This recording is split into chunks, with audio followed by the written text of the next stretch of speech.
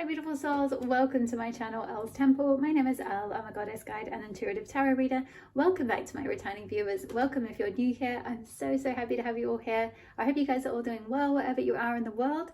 So today's reading is going to be all about what are you fighting for? And now this reading is going to be part of a new series I'm going to be doing for each astrology sign. So every time the sun moves into a new sign, I'm going to do a video that's related to the themes of that sign. So this one is for Aries. I know it's a little bit late. I know the sun moved into Aries a few weeks ago, but we're still in Aries season for another just over a week. And we've only just had the new moon in Aries about 5 days ago on Monday, the 8th of April. So we're still in that new moon portal. And of course, the new moon cycle runs for a whole month. So you can use this reading for the rest of the Aries season, for the rest of the new moon in Aries cycle, or certainly the messages themselves within the reading are completely timeless. So whenever you're drawn to this reading, if you're drawn to the themes of it at another point, then just trust your intuition. It may well be that there's some Aries guidance for you, some guidance related to what you need to fight for. You know, Aries is a cardinal sign, it's a fire sign, it's all about initiating. You know, we're in the brand new beginning of a new astrological year, which is all about, you know, Aries kicks off that whole astrological year, so it initiates the year. So, you know, sometimes it's good to tap into that Aries energy, you know, within the cycle, that Aries is there, or at other points, you know, in the year even, or even if you're Aries sun, moon, or rising yourself, or Aries north node, it can be helpful to like connect in with Aries energy as well for you. Because that's part of your own birth chart, so it's part of your energy signature, right? And it's part of what your soul is here, particularly if it's north node, it's part of what your soul is here to learn in this lifetime and to integrate that energy and the lessons of that particular sign within this lifetime. So just trust your intuition whenever you are drawn to this. There is probably a message in here for you, even if it is not still in Aries season. But yeah, so Aries, like I mentioned, it's a cardinal sign, it's an initiating sign, it's ruled by Mars, so it's a lot to do with, you know, Mars is a planet of, you know, speed and strength and courage, and it is that warrior energy, it's that fighter energy. But you know, the idea with the astrology signs and working with them throughout the year is to look at how we can harness the strengths of each particular sign. And so with Aries energy, you know, we really want to look at how we can tap into that warrior energy within so that we can initiate on the things that we're feeling called to within our lives. Like we can take action on them because, you know, that Mars Arian energy is very action taking. You know, it wants to kind of just get out there and start something. It wants to kind of take action. It wants to move things forward. You know, it wants to kind of progress things. So that's really positive, helpful energy. And provided we're channeling that energy into the right things, provided we're kind of using that very decisive, forceful movement energy towards growing something that we're aligned with, you know, this can be very positive and beneficial for us. You know, if the energy gets distorted within us, if it doesn't get channeled appropriately, obviously, you know, with Aries energy or that Mars kind of fighter energy, we can end up fighting ourselves, right? We can end up, you know, like sabotaging ourselves or like fighting against the tide, you know, sort of fighting the universe, you know, or we can end up fighting with other people. Even the energy can sort of distort and we can end up in conflict with others because we're feeling that kind of conflict energy within and not essentially like channeling it and using it as a force towards what we're being called to initiate in the world. It's also an energy that can help us to stand up for ourselves. It can help us to assert ourselves, not necessarily in an aggressive way. Although again, in its shadow form, it can turn aggressive, but in a healthy form, Aries energy or Mars energy can certainly help us to be assertive, to stand up for our rights, to protect ourselves, to defend our boundaries, you know, and to stand up for the rights of others as well. You know, that's partly what this reading is about, is like, where do we need to stand up for ourselves? Where do we need to stand up for others? You know, where are we being called to fight for something, you know, and by fight as well. And also, you know, by the way, these cards are from this deck, Fearless Fight Like a Girl, which in the beginning, the creator, Angie Sullins, talks all about how she uses the word fight in terms of initiate, in terms of as an initiation, like where are we being initiated to take action on something? Like, where are we feeling that spark of initiation, you know, towards like standing up for something that we're really passionate about, for example? You know, that's very Aries energy as well, is that like passion energy. It's, like I said, it's a fire sign, so it's a lot to do with like, you know, what sparks you, right? Like what fires you up, what gets you going, what makes you, you know, passionate, what makes you angry, what makes you want to kind of defend something, you know, that you believe in really strongly. So it can certainly be a really, really positive energy to both support yourself and support others in the world. So that's kind of what these readings are about. Each one will be looking at the strengths, essentially, the themes, the energy of each zodiac cycle as we move into it. Like I said, the messages themselves within the reading are timeless. So whenever you're drawn to it, just trust your intuition. Okay, so let's introduce the 3 piles. So if you are drawn to card number 21 with the rebel fight, you will be pile number 1. If you are drawn to card number 29 with the brave fight, you'll be pile 2, and the timestamps will be below in the description box as always. And if you are drawn to card number 38 with the killer empathy fight, you will be pile number 3. Okay, my love, so pause the video if you need a little bit more time to choose. You may well be drawn to more than one reading, more than one pile in this reading, because there may be messages that Aries or Mars has for you, the Aries season has for you, across the different piles. There may be different fights that you're fighting, different things, different things you're being initiated into in your life, or at different times in your life, you know. So this could be something you could come back to. You know, it may be that at the moment there's a certain initiation or focus or fight that you're striving for, or, you know, feeling activated toward, and then later on it could be something else. It could shift. So just trust your intuition, take what resonates and leave the rest. Okay, my loves, I'll see you in your pile. Hi, with pile 1, if you chose card number 21 with the rebel fight, this will be your reading on what are you fighting for. So you got the rebel fight. So I feel like pile number 1, the energy, when I just tap into your energy, I'm getting this really strong energy from you, and also like a really kind of like dark goddess energy. Like I'm definitely picking up a little bit of Morrigan vibes, so some of you might resonate with that goddess or feel called to work with her, or a goddess like that. So she is an Irish or Celtic battle goddess. I believe I wrote a blog post about her. I think, if I remember, I'll link it below, because you might feel called to read that and kind of connect with her energy in some way. She could be a support for you. She certainly helps us to stand out for ourselves and for our rights, and like where we're, you know, to kind of defend ourselves essentially if we need to. So I'm kind of getting definitely a sense of like that sort of need to defend yourself energy. Like maybe you've had to defend yourself against like other people, against certain like dark energy, against maybe people preventing you from being your true self. Like with that rebel energy there, it's like you're not meant to fit in with the crowd.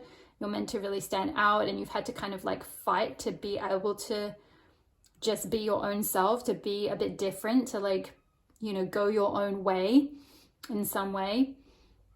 Let's read. I'm going to read actually before we get into the oracle cards that I've pre-pulled, and then we'll get some tarot messages as well. I'm going to read straight from the guidebook. Oh, look, it turned straight to your page. There we go. So in a society that profits from your self-doubt, loving yourself is an act of rebellion. This means you love yourself enough to dress the way you want, talk the way you want, build a life exclusively devoted to the ways of your own choosing. Most women are terrified, and rightfully so, of standing out. Being perceived as different has been a source of ridicule, rejection, and shame for millennia. It's time to change that. Being true to the girl within and letting her move through the world in a way that feels most true for her is a big step toward authentic power. By giving yourself the delight of free expression, you create the permission for others to do the same. This rebellion is the first step toward revolution. Why blend in when you were born to stand out? Be a rebel. Find what you love and do more of that. It's where the revolution begins. Oh, I love that for you. Yeah. So yeah, I definitely felt, I was kind of picking up as well with the being perceived as different has been a source of ridicule, rejection, and shame for millennia. I kind of got a vibe that maybe for some of you, you had a past life as a witch. Excuse me. Sorry. yeah, my throat chakra is just suddenly out of the blue kind of going really tickly. And so yeah, some of you might have had, or one of the things you might have been fighting for is your right for expression, the right to express your true self and your power, because you may have been like shamed or yeah, like humiliated, ridiculed, suppressed, you know, killed even either in a past life, or even just, you know, those themes from past lives, right, can carry into our current life and, you know, can present in different ways. So it may be that you might have felt like an outcast when you were younger, or, you know, kind of like, you know, how witches sort of often lived on the outskirts of society. And so they were often feared because they had their own power, right? Which I definitely pick up really strongly for you, Pile One. You've got a really strong, like, as I said at the beginning, you've got this really strong energy. You've got a lot of your own power. I feel like you definitely have that kind of almost like that witch energy, in the sense that, like, you might not connect with that necessarily as an archetype, but I kind of feel like you possess that inner energy where it's kind of like you don't necessarily need the rest of society to like validate you in any way. It's like you are a rebel in some way, like you are happy existing on the outskirts of society, or like you have your own, like you validate yourself and you have your own sense of power and you have your own like kind of sense of like, you know how to kind of heal yourself. Yeah, kind of like, yeah, again, I'm kind of seeing like that witch energy of like, you know, the witches would live in their cottages and they would often have all these like healing remedies, and they would just know the ways of, you know, the plants and all of that kind of stuff, and they could heal themselves in their community. And because they kind of just possessed this power and this wisdom and this knowledge that didn't come from like the, you know, the authorities that be at the times, you know, that they were there, they got, you know, they were so feared and they were often suppressed. And so there might be something like that where it's like people can kind of see your power. It's kind of like a dark goddess power, like kind of very Scorpio energy. So some of you might be Scorpio, Sun, Moon, Rising, North Node. If it's North Node, it may not be very strong in you yet. Also same with Rising as well. I'm Scorpio Rising myself, and it's kind of something that's only really awoken in me like in my mid to late 30s, I guess. So yeah, whereas if you're maybe Sun or Moon Scorpio, you might have this energy more strongly. It'll be more dominant and you'll be perhaps more comfortable with it. But if you're, yeah, maybe North Node or Rising, it might be still kind of new to you, or waking up in you, or you're still getting used to that power, that Scorpionic power, which is like that ability to kind of like, yeah, it's kind of that dark goddess energy in a way. It's like that ability to go to the depths, you know, the Scorpion energy, it can go like, you know, right to the depths. It's very deep. It can see through like illusions. It can see through the shallow.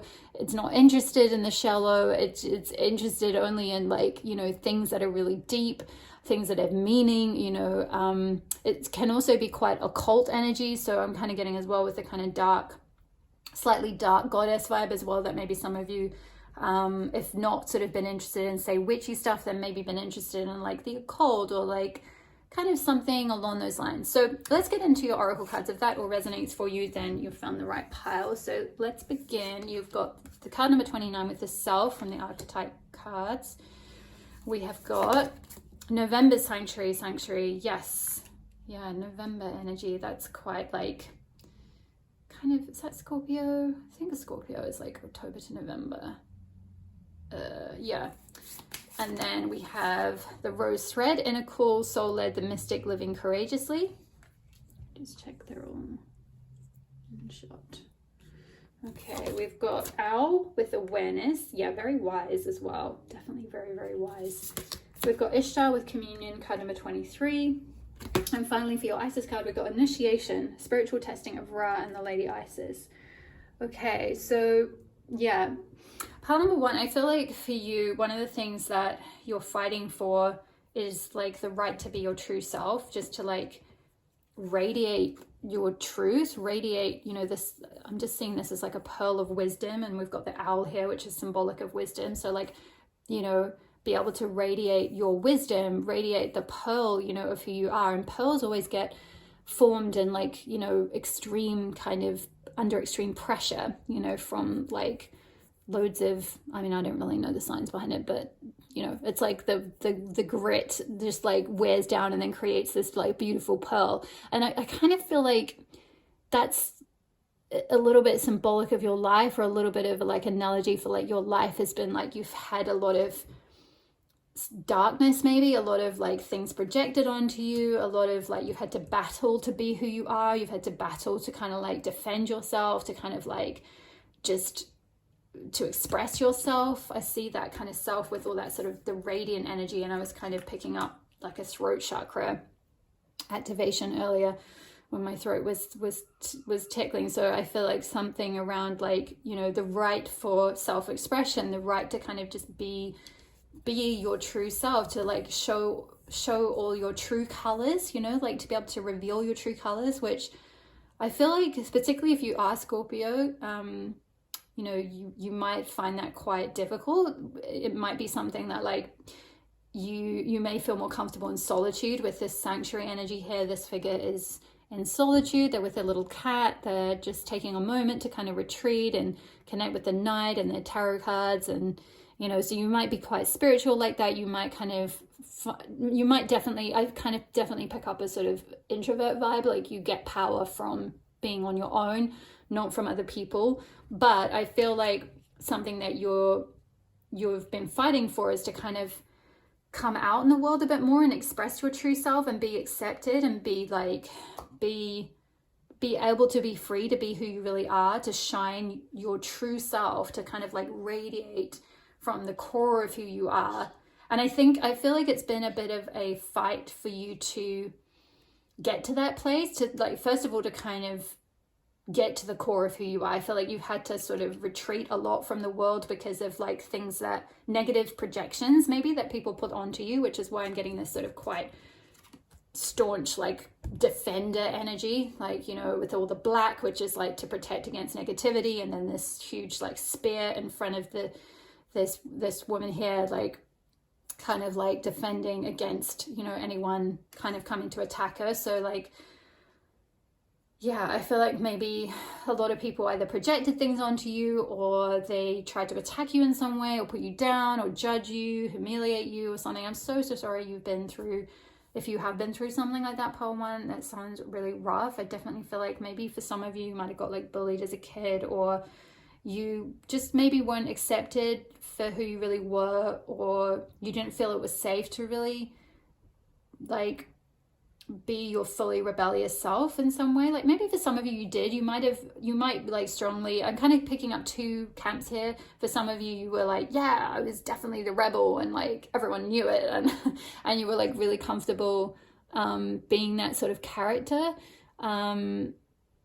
I'm trying to think, I'm sort of being shown a film, but I can't see which one it is. It's sort of like a dark like Addams Family. Okay, yeah, like is it, oh gosh, I can't remember the name of the young one. I haven't seen that film in so long. Someone will comment below anyway.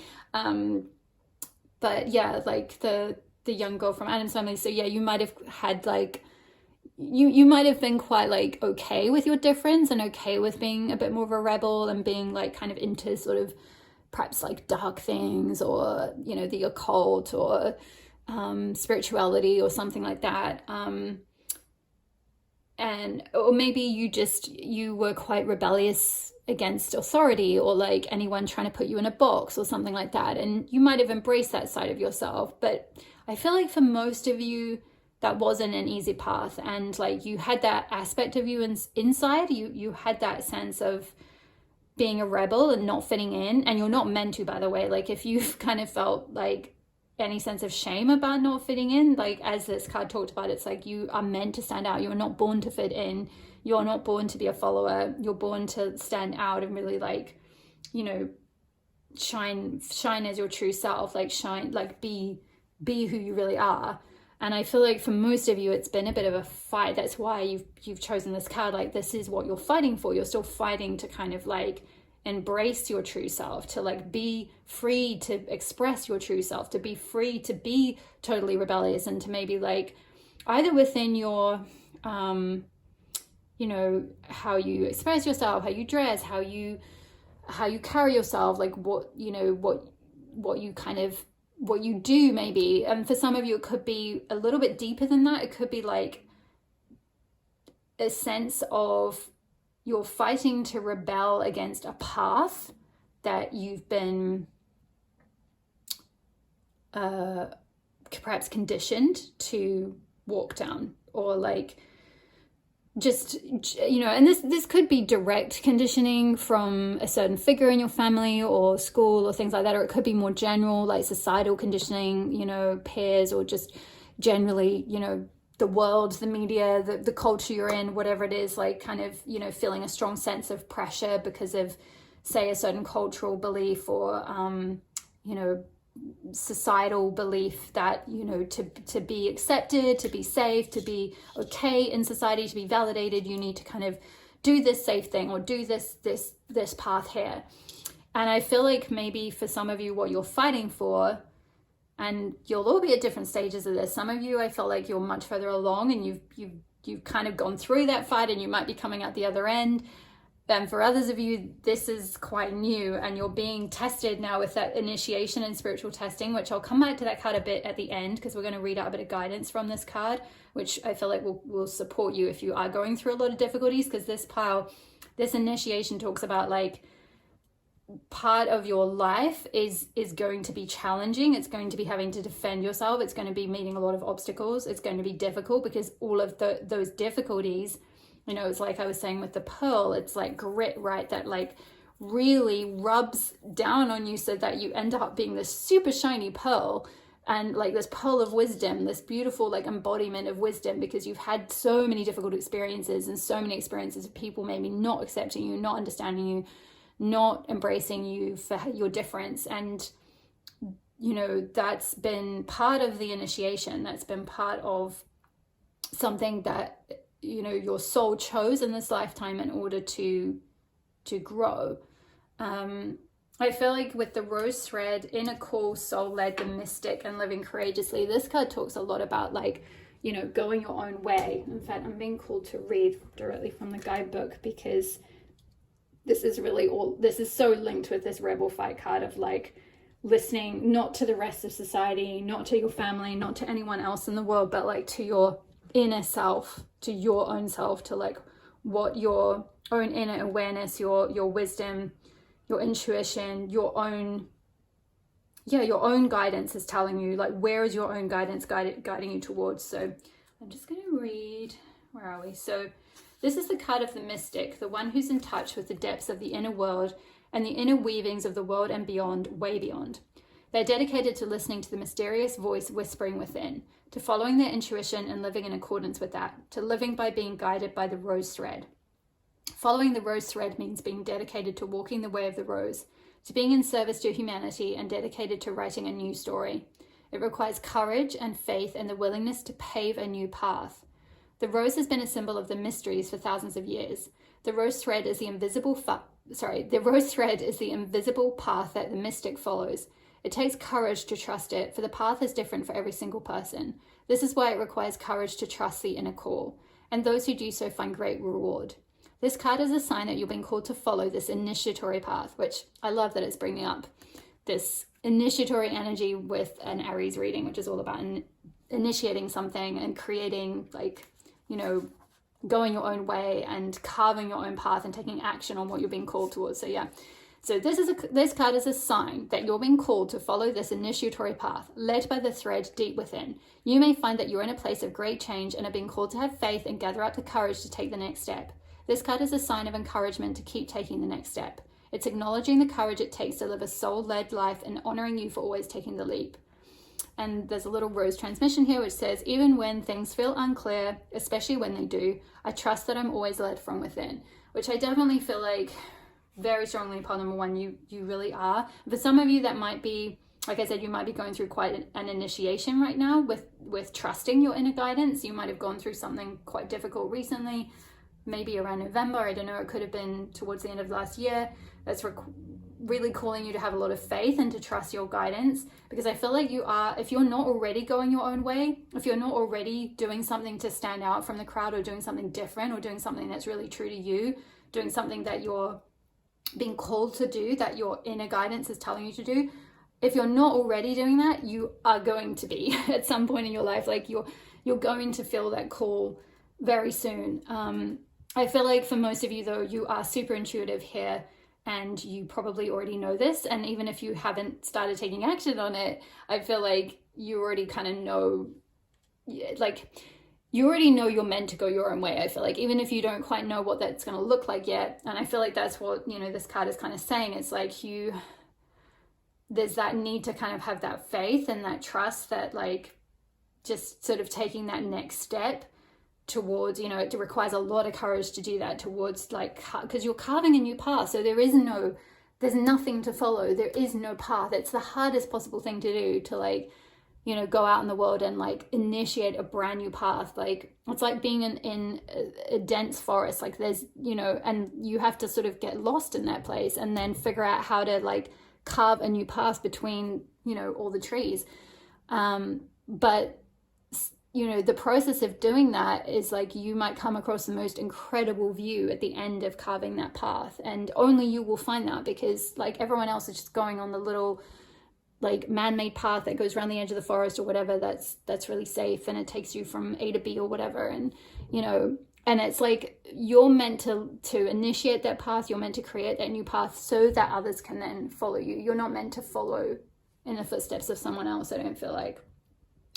I feel like as well with this, like this kind of awareness, sanctuary, communion energy, like this Ishtar energy, you know, this is all about, like communing with and integrating all aspects of yourself, both the dark and the light. You know, Ishtar was a later version of the goddess Inanna, who, excuse me, she, I've talked about Inanna in previous videos, so maybe some of you who were in that pile, you might have found your way to this, because you may be still going, or you may be going through that Inanna descent process, which is that Inanna was, you know, she's the queen of heaven, and she has like all these, you know, all these worshippers, and everyone supports her, and she has all this huge status and everything like that. And then she ends up having to go down to her dark sister Ereshkigal, who really is just another aspect of Inanna. They're not really two separate figures,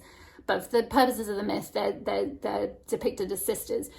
And she has to descend into the underworld in order to meet this dark sister. And the dark sister requires that on each step as she goes into the underworld, she releases a totem or a symbol of her attachment to the material world, to the earth level. And Inanna is always, you know, bejeweled and lots of beautiful jewelry. You know, as she is here, she's got this beautiful like crown and all of this. And so at each step, she has to release, you know, an attachment. She has to release a piece of jewelry and release a piece of adornment or pretty clothing or whatever, until she gets down to the underworld with goddess Ereshkigal completely naked. And it's that really, from that vulnerable place, from that surrendered place, that then she can release all the projections that have been put onto her, like all the ego stuff, all the parts of her that aren't really her true self, all the things that other people have like projected on, or all the conditioning, all the things that just aren't her. She can release all of that and just be who she really is. And then after 3 days of being in the underworld, she gets rescued, and she's able to go back up to the earth, and she is then whole. You know, she's then becomes that like fully integrated self. She's done that like descent work, she's done that shadow work. And I feel like for most of you in Pawan, some of you might be starting a process of that, or for most of you, I feel like you've done that work, you've done that deep work. You've had to do that deep work of like doing the descent, doing the heroine's journey, so to speak, of like, you know, going into the underworld, doing the shadow work, you know, excavating your true self, excavating, you know, parts of you that got suppressed and denied and pushed into your shadow, particularly with relation to your expression, being able to express who you really are. You know, parts of you that were, you know, shamed, humiliated, denied, where you weren't able to like just fully be your true self, be your true spirit self, you know, the true self of your soul. It's like you've had to reintegrate all of that. You've had to bring that back from the depths of the underworld, essentially. You know, that's why it's like this fight, you know, this strong dark goddess energy. It's like you really embrace that dark goddess side of yourself. You really embrace the shadow. You've really embraced like doing that deep work.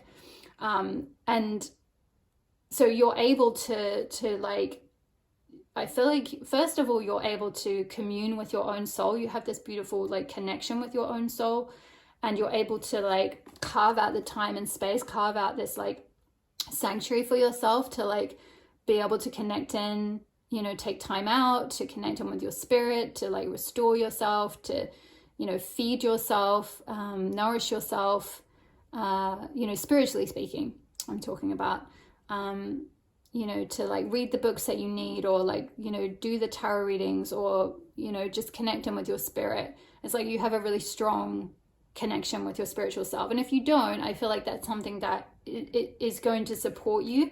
I feel like you, for most of you, you would have received this kind of call, like you are very led by your soul. So this energy of creating this sort of sanctuary for yourself might increase as time goes on.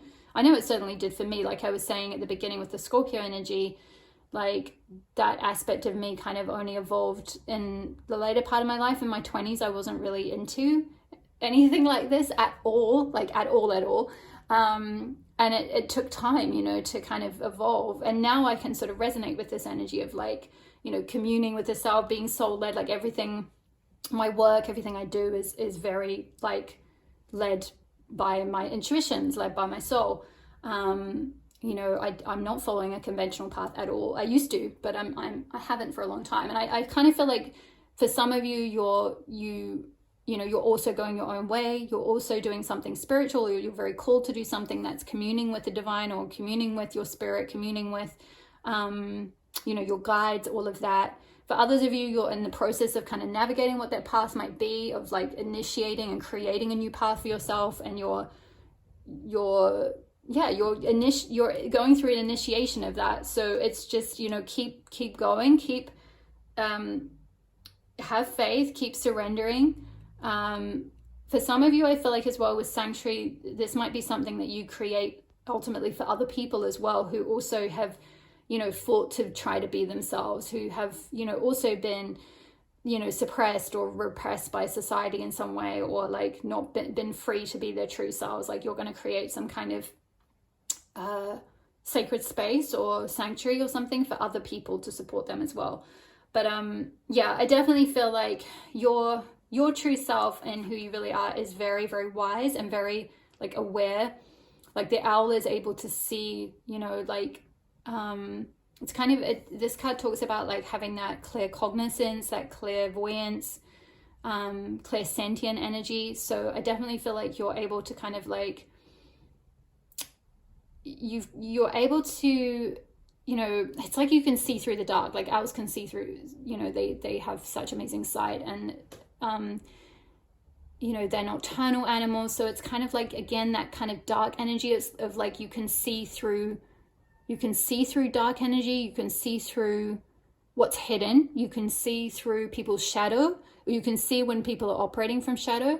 This is for some of you who, if you're a bit more kind of advanced, like maybe some of you are you know, you could be shadow work practitioners already. You could be some form of therapist, like a Jungian therapist or something like that. I don't feel like it's necessarily a very conventional therapy path. Like I probably wouldn't say that you're a traditional psychotherapist, or like, you know, in the sort of traditional model. So you may be, and you may be kind of blending different modalities, or maybe you have trained in that and you've been doing that, but now you're feeling called to kind of like maybe go a slightly different direction, or maybe like work in different aspects of different things, like different spiritual modalities or something, into that traditional framework or something like that. So I'm definitely getting kind of a big spectrum for this pile. Like some of you who are very new, some of you who are still figuring it out, and you know, that can be really tough. Like that being on that soul-led path when you're new to it, and when, especially if everyone else in your, you know, immediate circle is like just not doing anything like that. It can be really hard if there's no examples around you, to just be like, I've got to follow my own way. I've just got to listen to the guidance of my soul. I'm doing my own thing. It's tough to do that, but I feel like you are tough. Well, number one, like your soul wouldn't have been given this assignment, you know, if you couldn't do it. Like, it's just, yeah, you're here to do that. And then, like I said, there's the people at the end who, actually, let me move these out of the way. There's the people at the end of the spectrum who are like, you're already doing this. You're already communing with your soul. You're already going your own path. And this is just confirmation for you, you know, that you've had that initiation and you're meant to go your own way and you're doing your own thing. You're maybe doing some kind of you're following a spiritual calling, a spiritual path. Like I said, something like maybe shadow worker or something like that. But let's get some tarot because I want to get a bit more guidance on yeah, what you're fighting for, what you're being called to take action on at this time. So while I'm shuffling, if you guys are enjoying the reading, hit the like button, comment below, even if you just drop me an emoji. It really helps my channel to grow so much. I really appreciate each and every one of you who's been doing that. This is not very good shuffling. I'm gonna stand up for a second. That's a bit better. Okay. One more.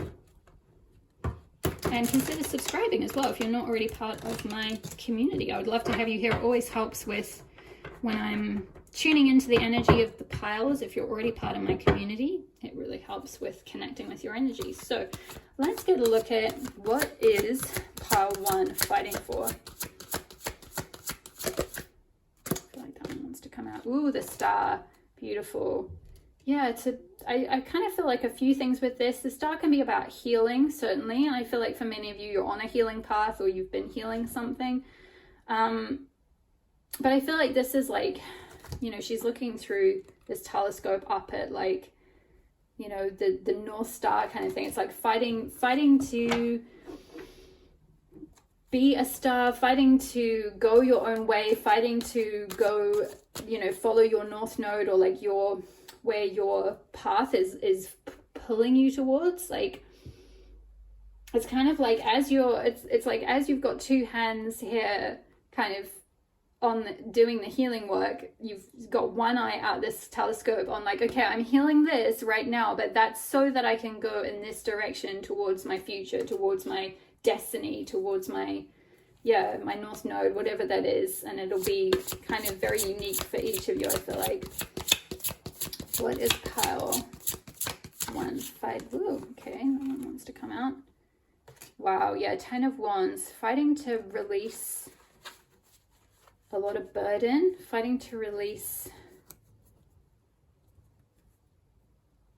projections from others that have, like, you've been carrying, things that just aren't yours, that you've been carrying for a long time.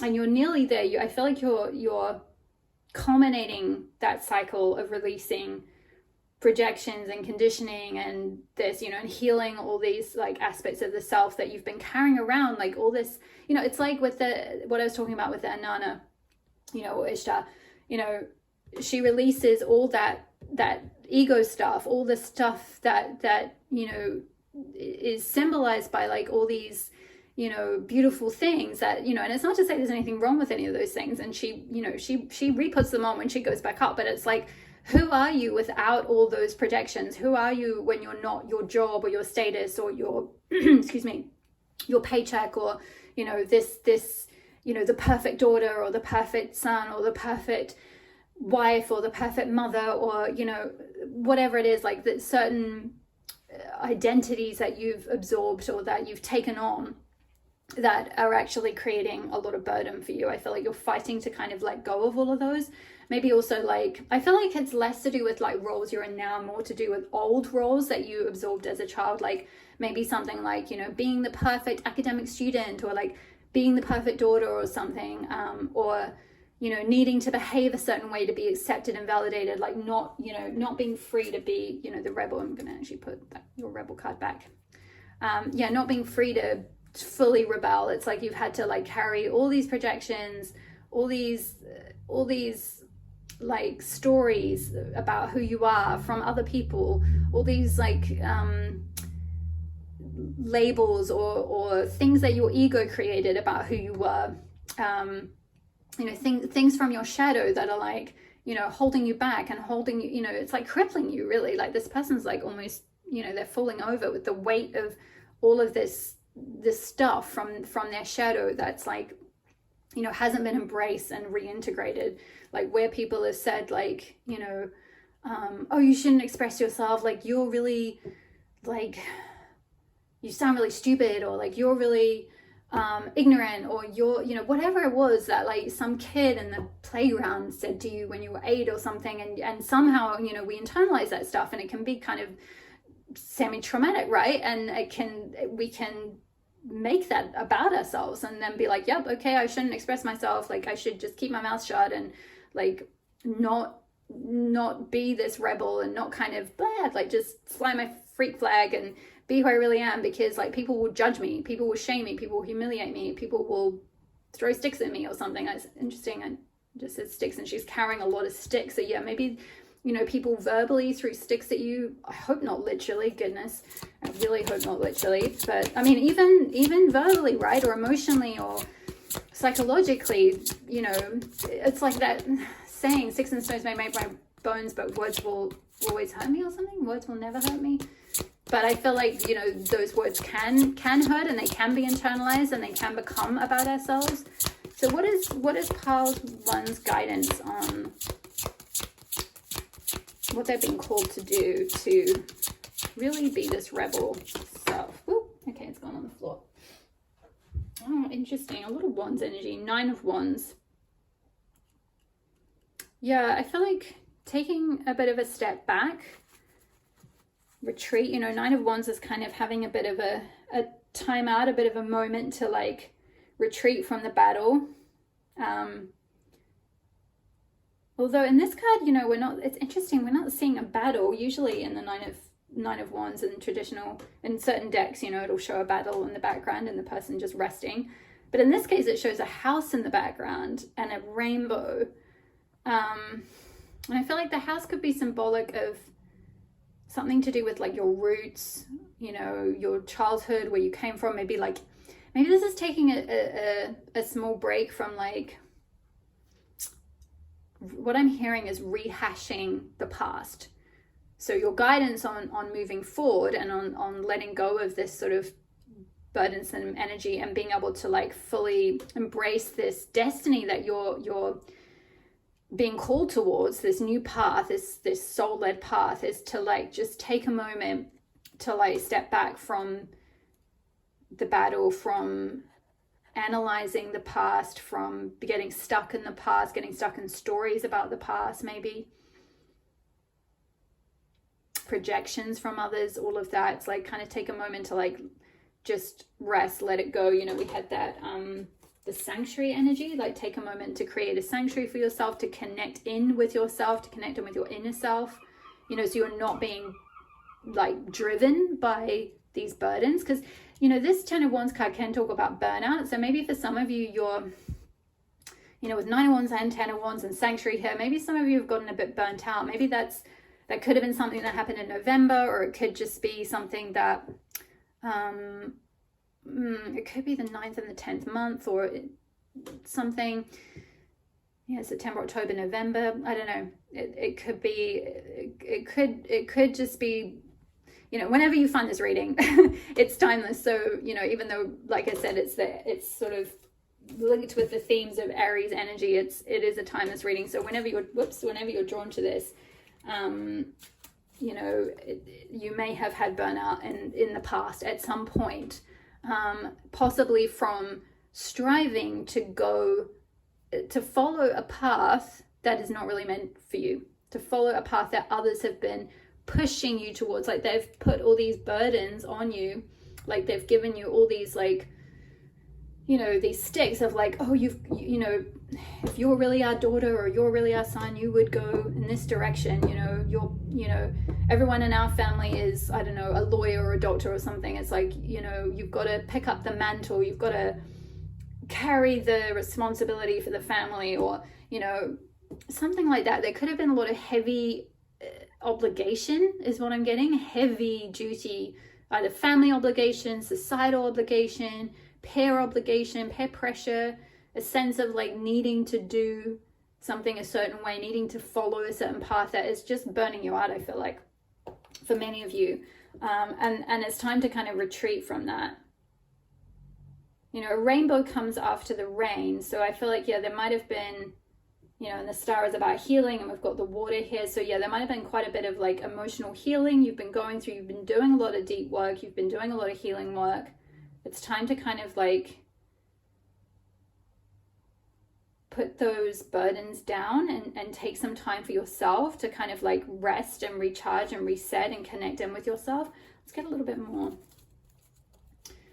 Can we get more guidance for pile 1? What is pile 1's next step in this fight to be a rebel, this initiation to be a rebel, or to be this crucible? Whoa, oh my goodness, that came absolutely flying out. Whew, the moon. I love how it's got the snake here, symbolized by this tattoo on her arm.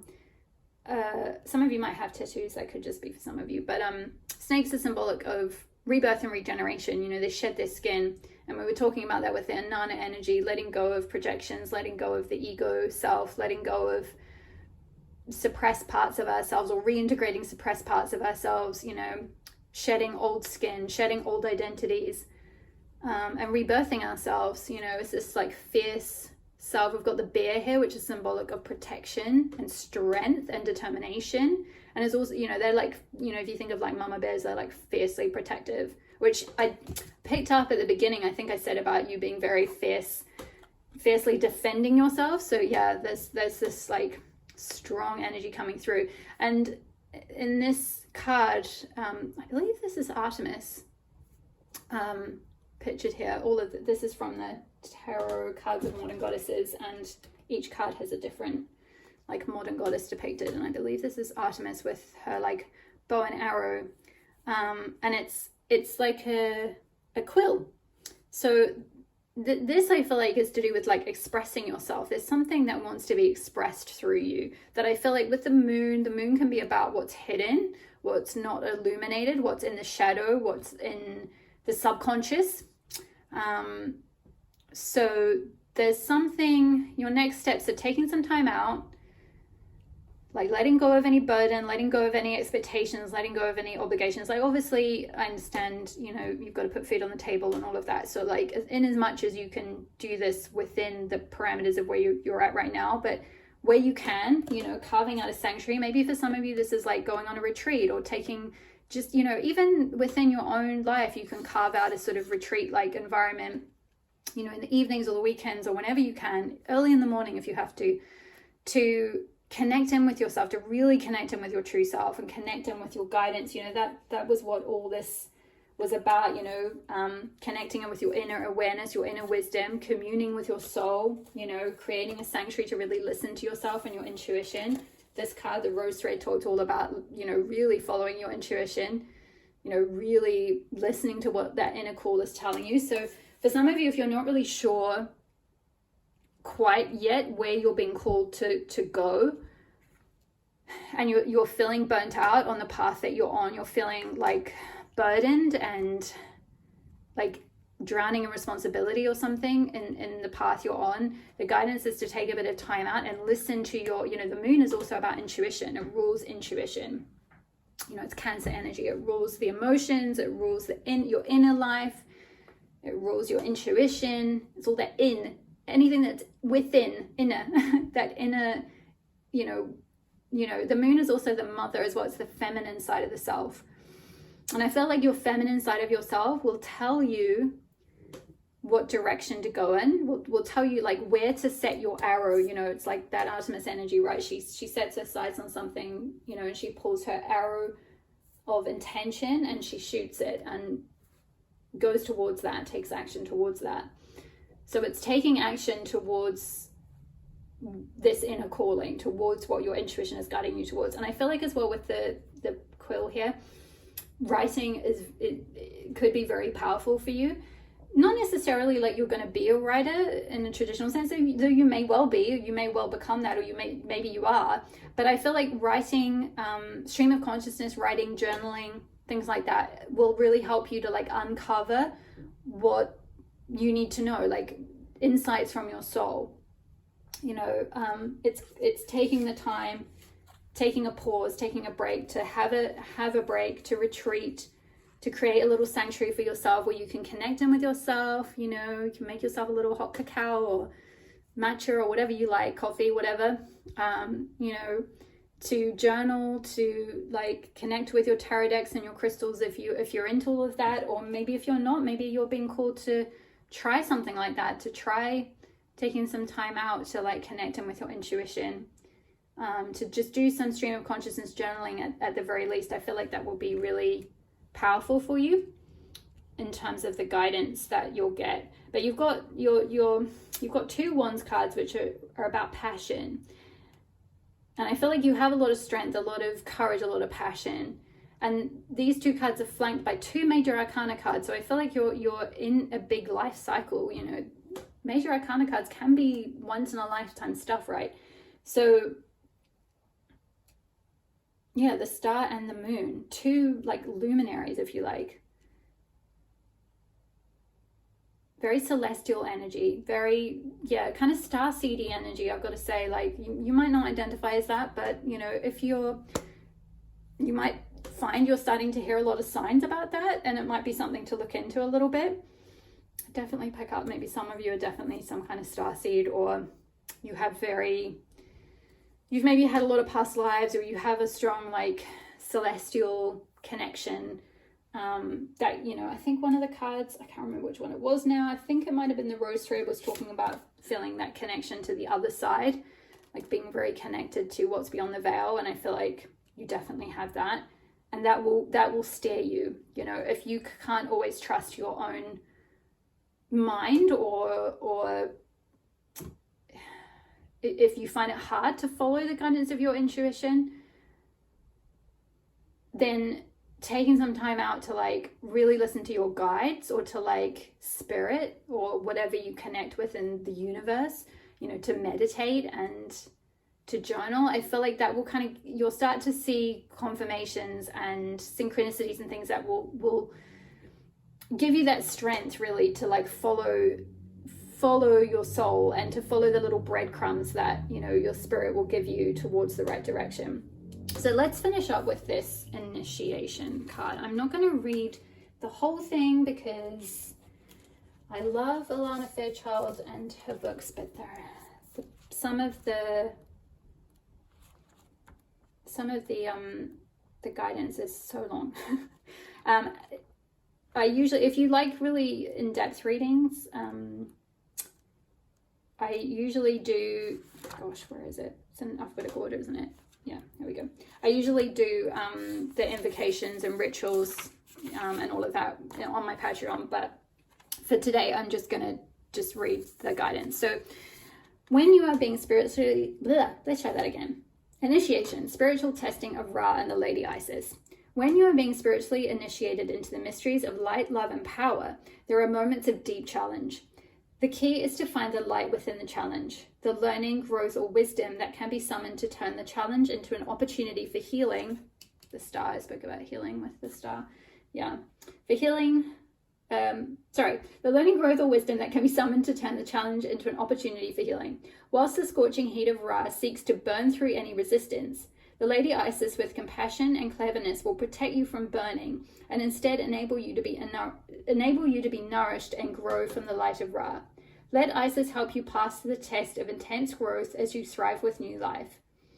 For advanced aspirants on the path, initiation will occur at various stages.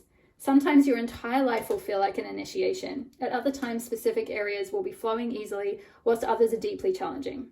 This oracle comes as confirmation that you are not needlessly suffering.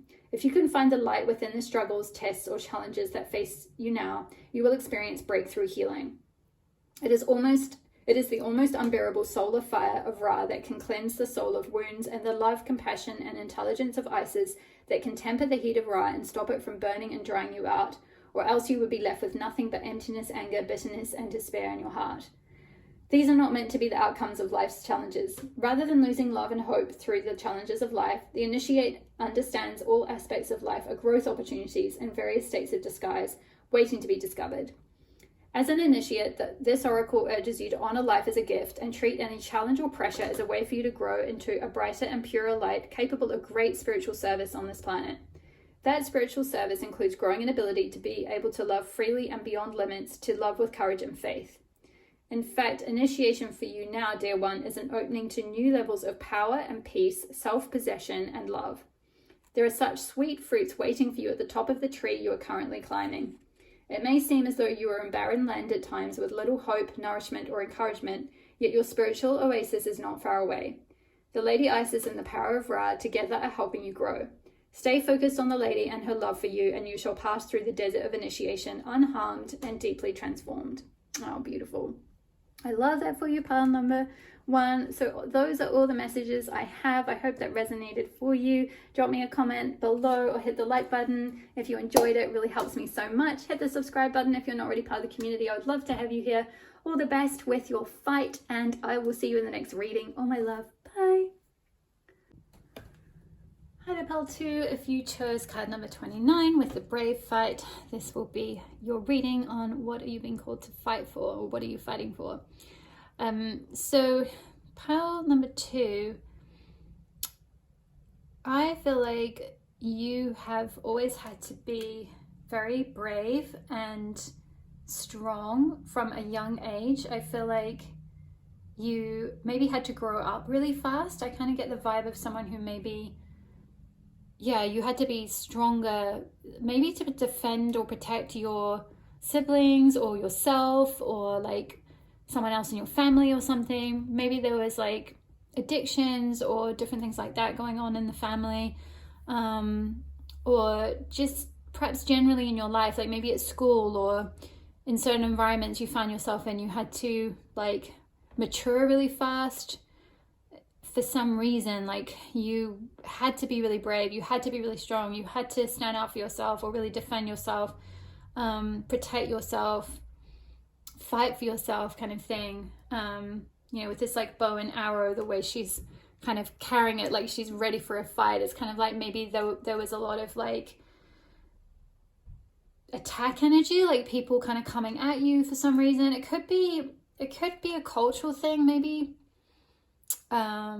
Just seeing maybe some of you, it could be like related to your race or your culture or your ethnicity or something along those lines, that maybe you were you had to defend yourself, like maybe you were subjected to racism or something like that. Racial slurs is what I'm hearing specifically. So I'm so sorry you've been through something like this, pile number 2. It sounds really tough. I'm going to read from the guidebook. Yeah, and just as I'm tuning into your energy, I'm getting like a sharp pang in my heart chakra. So I feel like you've had to kind of like defend yourself, defend your heart kind of thing, like, or sort of like warrior up in order to defend your heart, because you had people coming at you or like emotionally trying to abuse you in some way, or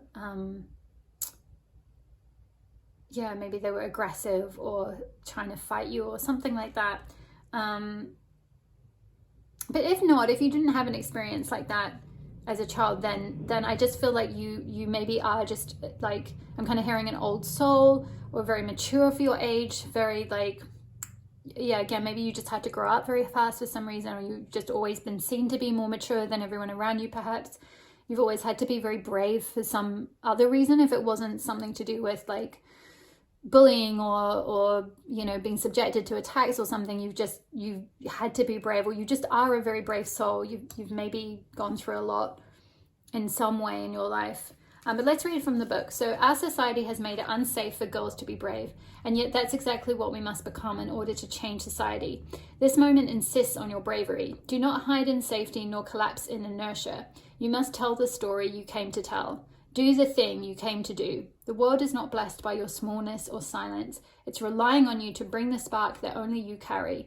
Use your voice. Speak your needs. Stand up for your rights and those of others. Release an arrow straight to the heart of the toxic patriarchy. Speak truth to power. Put your brave boots on and let that arrow fly. So let's get into your oracle cards, and then we'll also take a look at tarot. I've got the Intuitive Night Goddess tarot deck for you guys for pile 2, where we'll get a little bit more guidance on how you can embrace this fight, how you can embrace this this energy to really support you. I wanted to say as well, with the Brave Fight card, this is from the Fearless Fight Like a Girl by Angie Sullen's oracle deck, and she talks about at the beginning about how each card is described as a fight, and fight in this deck means spark or initiative. It is passionate action rather than resistance. And sage advice tells us that what we resist persists, so instead of fighting against anything in our lives, we are choosing to initiate, to take a stand for what we believe rather than rail against what we despise. So that's kind of what the essence of this reading is about. The essence of when we're talking about the brave fight, it's like brave, being initiated into being brave. So there's something you're being called to do, I feel like. There's something you're being called to stand for, definitely. There's something you're being called to express as well, with the sort of the arrows, like to kind of send like arrows out into the world that are like speaking your truth or standing up for something you believe in or standing up for others particularly. I definitely get this strong like protector energy.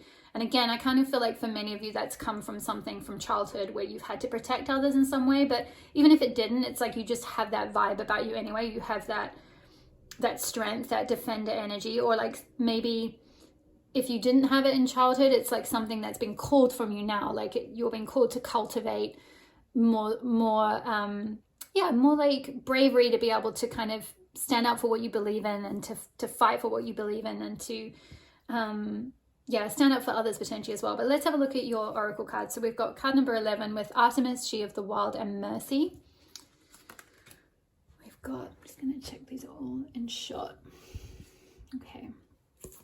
Whoops, we've got Bodhisattva with Awakening. We've got Rose Without Thorns, you have a right to your joy, peace, and sweetness of life.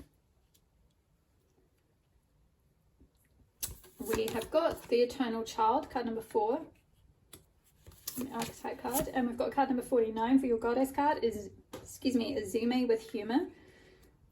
And we've got Abundance of Sothis, Stellar Blessings of the Celestial Goddess of Abundance for your Isis card, which I will read the guidance from at the end of your reading.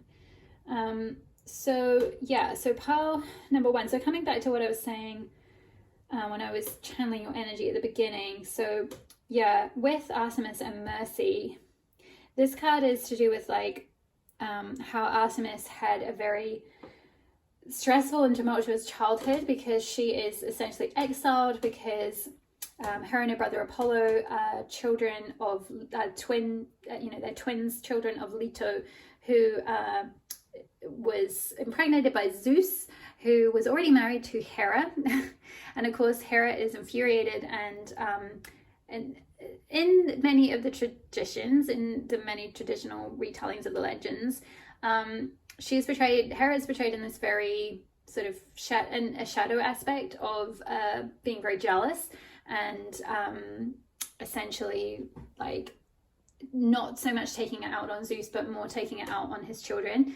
And so in this card, in this deck, it's talking about how Hera like banishes Leto, and then Leto gives birth to Artemis and Apollo, and Artemis is born first, and then Artemis, after being only a day old, turns around and helps her mother give birth to Apollo. And then she faces a lot of rejection from the gods, and they're sort of like outcast from Olympus because of Hera, essentially.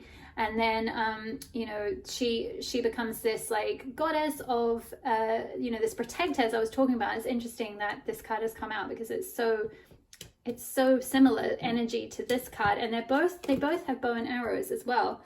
I don't know if you can see, she's got arrows in her back there and a bow there, and this card does too. So yeah, so Artemis, anyway, she gets they get like exiled, and she goes through all, sort of very difficult childhood and everything, but she cultivates a lot of compassion and mercy for, even for Hera and for everyone who treats them the way that they do. She forgives them, and she becomes a protectress of those who can't defend themselves. You know, because she midwives her own brother and she supports her own mother. She is a protector of like children, a protector of mothers, a protector of women, and anyone who can't defend themselves, like also animals as well. She ends up being a goddess of the wild and a protector of animals. So I feel like there's something in those stories, like there's something in that story that might kind of chime a little bit with you in some way. So yeah, maybe you had some difficult childhood. Again, I'm kind of picking up, you know, because Artemis had to grow up really fast, like she had to support her own mother with like birthing her brother. So maybe there was something like in your family dynamic where like you were expected to help around the house a lot and like do a lot more than, you know, because maybe you were the eldest, and you know, maybe there was a sort of unconventional family situation, like maybe your father wasn't around or something like that, so you had to help your mum a lot. So you ended up being like a second parent a little bit, or you ended up just, yeah, kind of being like having to mature very fast, having to grow up very fast, having to maybe like, even if you weren't kind of helping out with, you know, say financial things or like physical things or anything, you might have just been the emotional support for everyone in the family. Like maybe, you know, there was a dynamic where like you had to support your siblings emotionally and be really strong for them in some way. And I feel like because of that, like what's coming through really strongly is like this fight to be brave in this way, this fight to always be strong, to always kind of like hold it together for others and be the protectress or protector or supporter of, you know, your siblings or those who are weaker than you. It's a very beautiful and awakened and advanced, essentially, you know, bodhisattvas, they only become a bodhisattva, right? They only become this like the Buddha or this enlightened or awakened human once they've kind of gone through many trials and they're able to still find like mercy, as it says with the Artemis card, and compassion for all humans, and like be able to see things in a balanced way and like not get, you know, swept up in people's drama and not let it mean something about themselves. They kind of just become very, yeah, sort of transcended in a way, like they're very, very merciful, very compassionate, very like understanding, all of that. And I feel like you are that, and that is a very beautiful quality, and you're really being like, I feel like your guides are coming through being like, you're just such a beautiful soul, Pearl, too, and you're so amazing, and you're so supportive of everyone else, and so enlightened and awake and compassionate and everything like that. But I feel like what is coming through is that there's a need to like reclaim or to reconnect with your own inner child, because all these cards up here are very sort of strong and grounded, and you know, they're in that sort of, especially these two cards, they're in that kind of protector energy, and this card is in this very like giving, compassionate energy, you know, like spiritual, like a sort of energy of service and giving. And this is all beautiful, and it's all wonderful qualities to have, and you know, it's not to say like let go of any of that. It's just that what is coming through is that in that fight to kind of be so brave, to be there for everyone else and be this protector for everyone else, it's like somewhere along the line you've maybe lost a little bit of like your own inner child. Like I think because maybe for some of you, you had to grow up really fast for some reason, you know, like we talked about, or like you just had to kind of be there for everybody else, or you had to mature a lot faster or something like that. It's like you kind of missed out on like an integral part of being able to just be free to be a child and just experience childhood, and without needing to like turn around and like, you know, like Artemis, like she gets to be a baby for like a day, and then the next day she's being a midwife and has to support her brother. And it's like, you know, it's like kind of there's something around kind of the importance of reconnecting with your inner child. Like these cards are quite subdued and very sort of mature and quite like dark in the color palette and quite cool. And these cards are like so much brighter. Like we've got the eternal child with this like beautiful rainbow. It's like, you know, all the colors of the rainbow, like expressing all facets of yourself. We've got a huge big sun in the middle, which is all about, you know, the sun, the solar plexus, your inner identity, your true self, your inner child, you know, your true expression kind of thing coming from that place. Your inner identity. Yeah, I think I said inner identity. But there's something around kind of like reconnecting with like that part of you that even though you had to grow up really fast, or even though, you know, you've had to be strong for others perhaps, or you've become this really enlightened person and you're very compassionate and very dutiful and you know, awake and very like, what's the word, like, I don't want to say austere, it's not the right word, dedicated in your service, in like giving service and being of service and being connected to the divine and all of that. It's like the divine sees that, but it wants you to like reconnect with your child self, with your inner child, and with your sense of joy and fun. Because this card, Rose Without Thorns, you know, it talks about how, you know, thorns are on most roses have thorns, and they're there to like as a boundary to like protect the rose from predators or whatever, so that it can grow. But some roses don't have thorns. They just bloom effortlessly without the thorns there. They just still are able to grow without that. And the energy of this card is talking about how like you have a right to, like, you don't have to always defend yourself. You don't have to always be defending and fighting for something. It's like you do have a right to be not just the thorn part of the rose, but the rose part of the rose, like the beautiful essence, you know, like to sit and smell the roses, you know, all of that, like to drink from the sweetness of life. That sounds really cheesy, but I hope you know what I mean. Like you have a right to your joy. You have a right to be an inner child again. Like you have a right to connect with your inner child. You have a right to peace. You have a right to sweetness, to like, you know, like to having that, like, the sensual aspects of life, and being able to like smell the roses and take time for yourself and to enjoy life and to, like, you know, lighten up as well with that Izume card. Like Izume is the Japanese goddess of mirth and humor. And actually, for those of you that were following my goddess series, my Light Goddess Circle series, on my blogs, I did a post about Amaterasu, who is the Japanese goddess of the sun and all of that, celestial power and everything. And in the Amaterasu myth, it talks about Izume. So I would highly recommend reading that blog post, because she is a crazy girl. She is a crazy character, and what she does to get Amaterasu to come out of her cave is like bonkers. And it's such beautiful energy, and I feel like she's really coming through. Like, you know, this energy is quite opposite to this. Like this is quite, yeah, this is the austerity. I was picking up the austere energy, like watchful, vigilant, guarding, cautious, like, you know, maybe feeling like, you know, sort of in that energy of like hypervigilance, or needing to kind of like protect yourself and others at all times, like not being able to trust others maybe. And this energy is so like open and vibrant and carefree, and like, you know, her hair's kind of flying. You know, they're really opposite energies.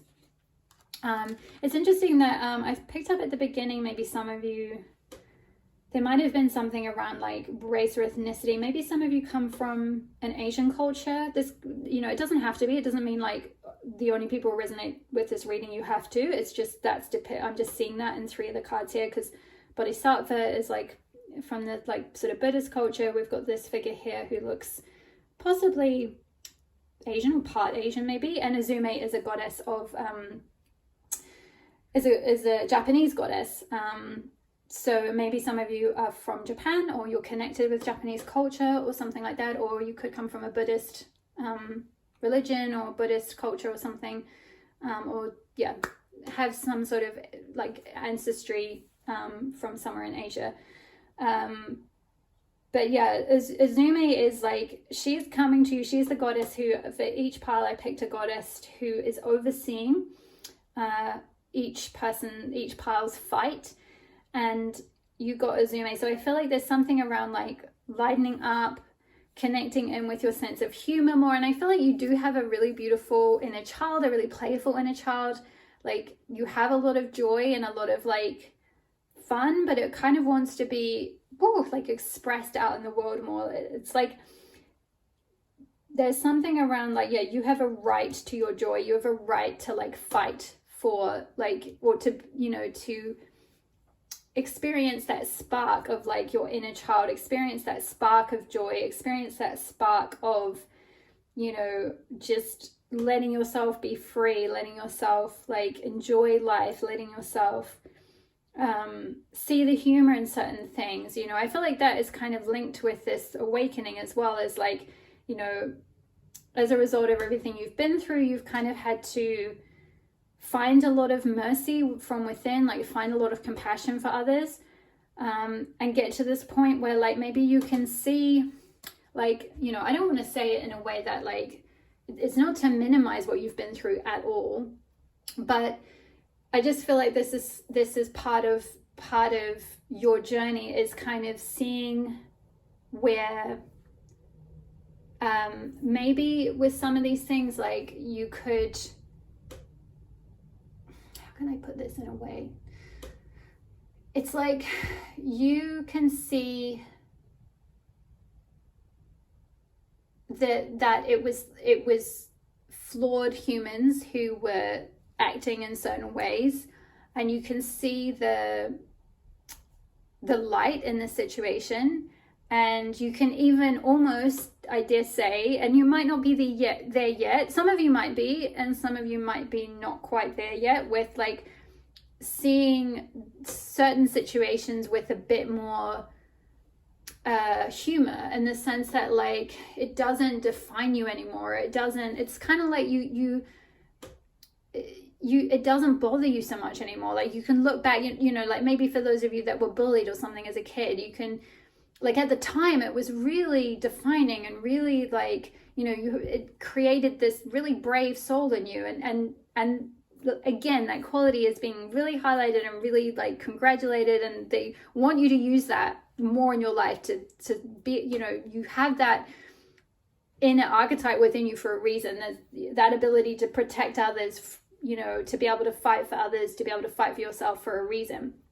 But I feel like maybe for some of you, like things that were quite painful in the past, like you've kind of gone through a certain level of awakening where it's like you can kind of just almost like laugh it off. Like maybe if people try and come at you now with certain, I don't know, whether it's slurs or whether it's like something negative about you or something like that, it's like you can kind of just be like, you know, that doesn't actually say anything about me. That just tells me everything about where they're at. And like, you know, like you can kind of laugh it off a bit, like water off a duck's back. Like it just doesn't disturb your peace anymore. Like, you know, with this card about having the right to your peace, a right to your joy. I'm feeling like I should read the guidance from this book, The Rose Without Thorns. So,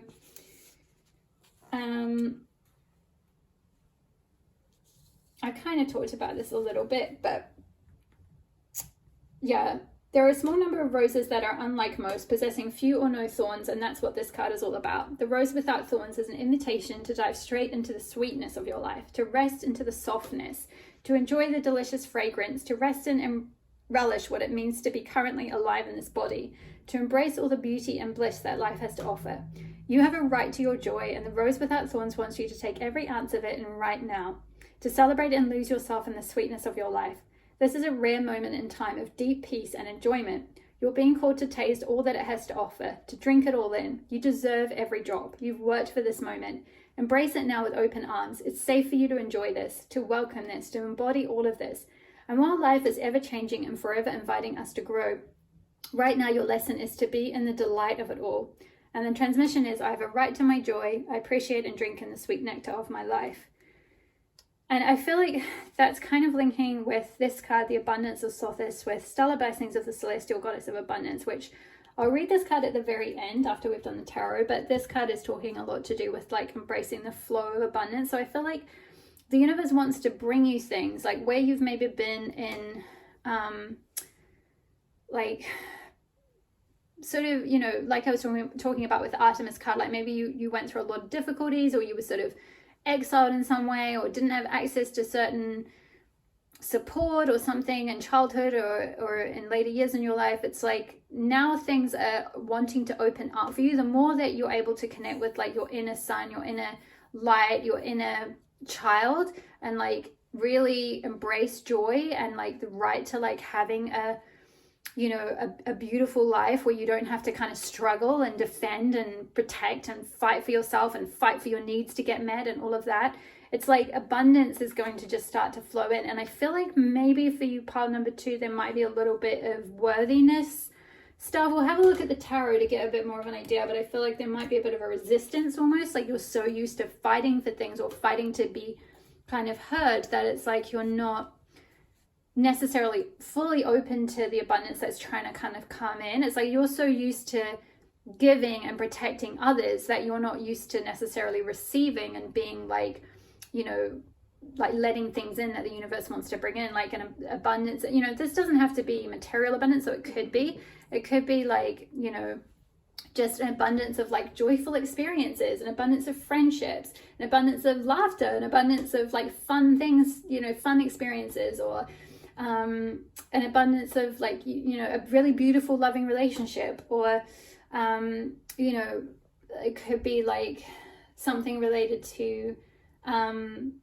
attracting, like, you know, say if you're starting a business or something like that, or you've started a business, like attracting the right clients and things.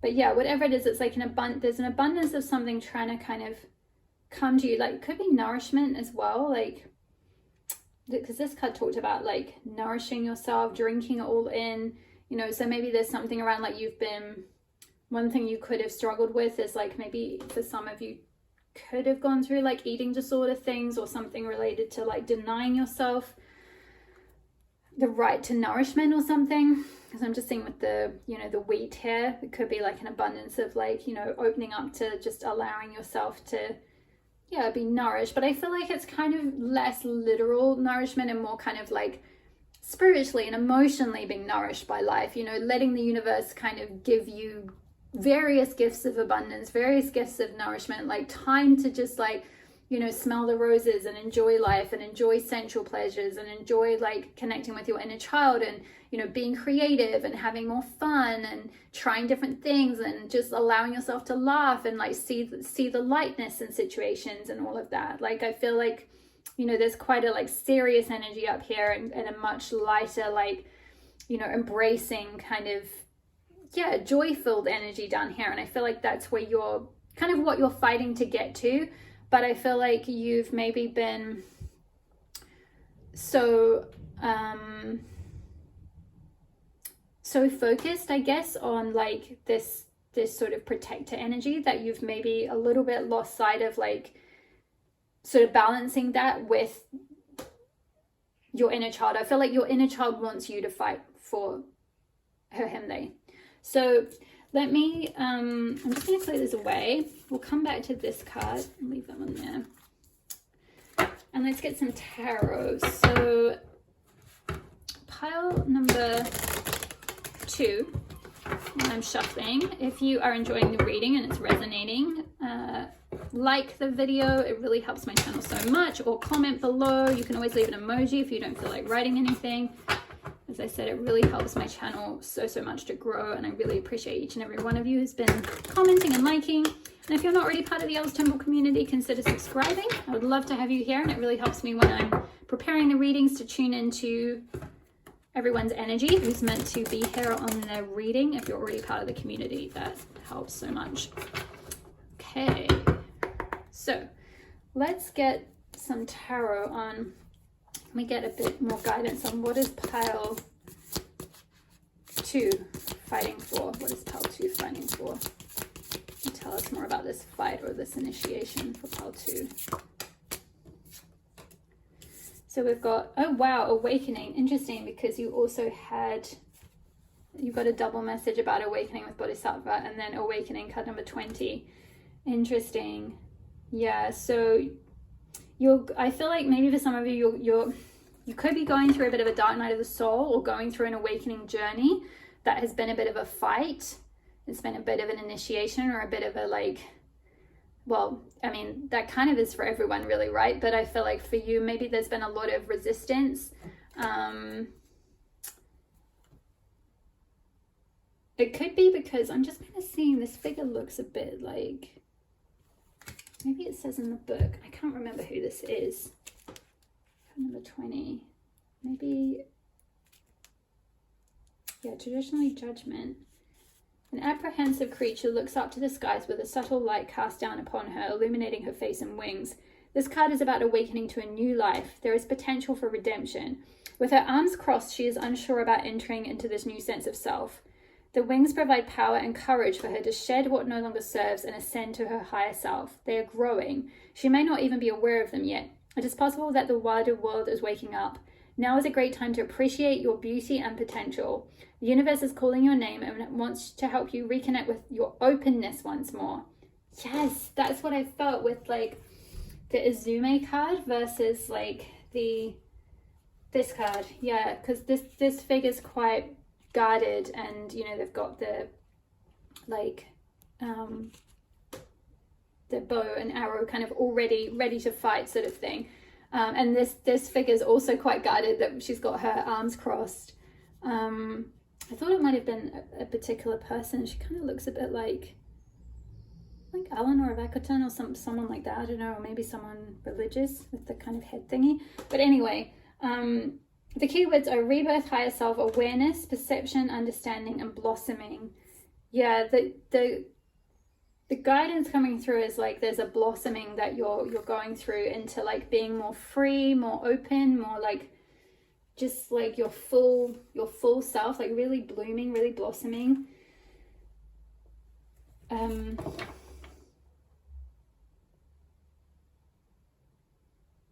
But I feel, yeah, I feel like you maybe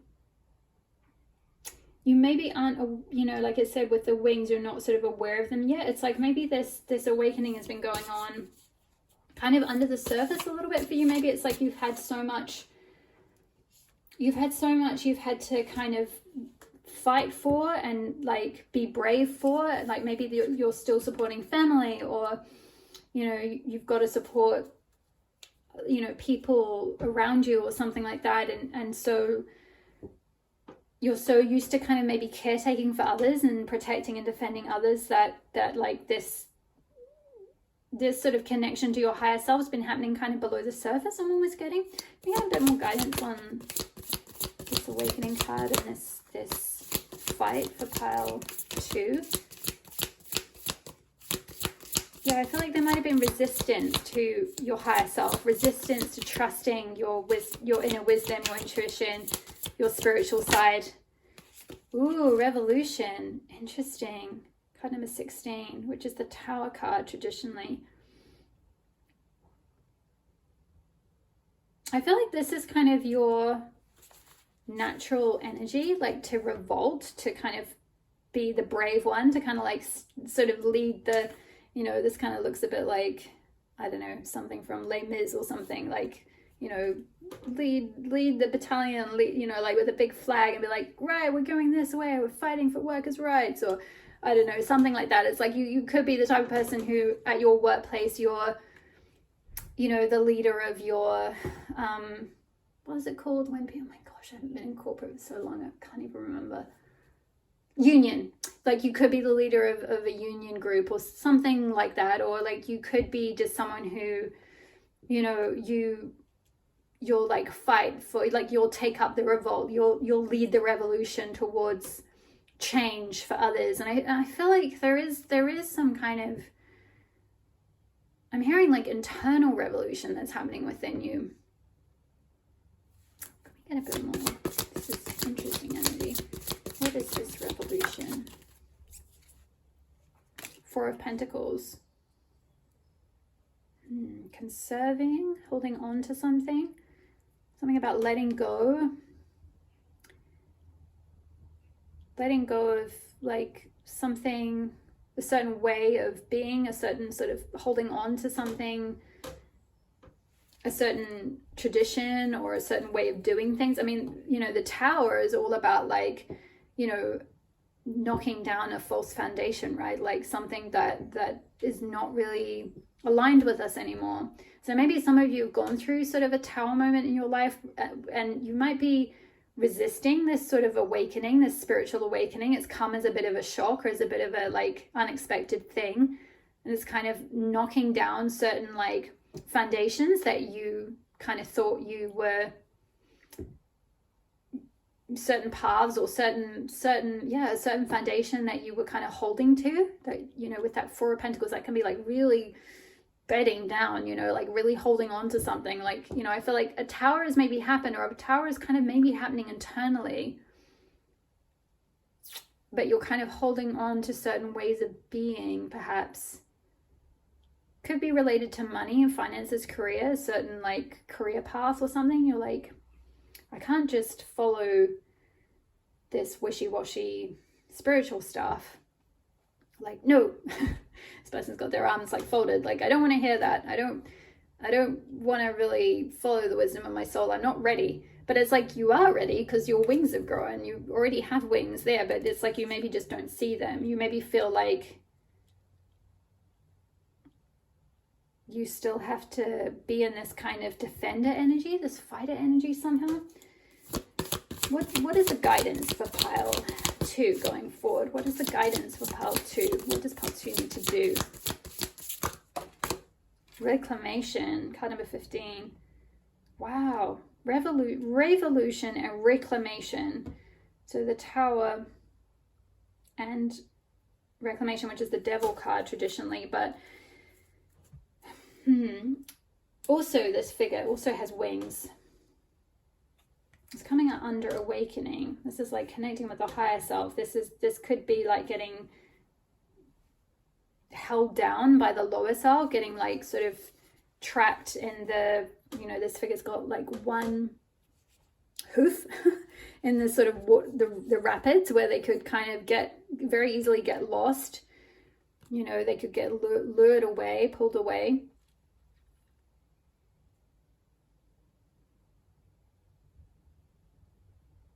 We've got the moth hair, which is like symbolic of rebirth.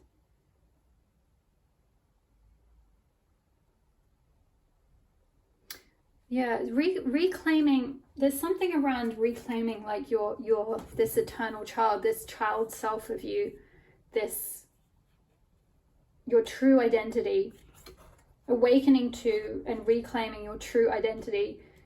Going through some kind of tower moment where you're letting go of an old way of being. This could be an old belief. It could be something very just internal, or it could be also happening on the outside as well. It could get reflected in the outer world, where you're letting go of like certain foundations that you were holding to, being like pulled away. As you're going through your awakening, you're being aligned onto a different path, or onto like reclaiming, you know, this true self. Let's get a little bit more, get some more guidance. What is pile 2 being guided to do? Okay. Ooh, 3. Spirit of Pentacles. So this is the King of Pentacles in traditional tarot. It's interesting in this particular deck. It says Spirit. I feel like in this figure it looks like they're in a kind of bridal dress almost. It's like commit to your inner spirit, commit to your spiritual evolution, ground your spirit into like the earth. And I feel like this is linked with like the abundance that you're going to get as well. It's like you're going to maybe get some abundance through following like a spiritual path, or through like reclaiming your true self, your true spirit. Then we have, wow, 10 of Pentacles, abundance. Oh my gosh, pile number 2. What are you guys doing? Maybe you don't know yet. Maybe that's why this card is coming out. Like you're going through it. You're going through an awakening. You're letting go of something, or there's been some, maybe for some of you, you've had a tower moment. I feel like for most of you, you've gone through something, or you're in the process of going through something, or you know you have to let go of something. You know, Four of Pentacles holding on. It's like the forearms coming out, like, no, I've got to hold on to this job. I've got to hold on to this source of income. I've got to hold on to this money, or this identity, or this, I've got to fight for you know, my money. I've got to fight to survive. I've got to fight to support myself, to support my family. That could be a very an immigrant thing that some of you might have. Like, you might not be an immigrant, but you might have a parent who's an immigrant or something.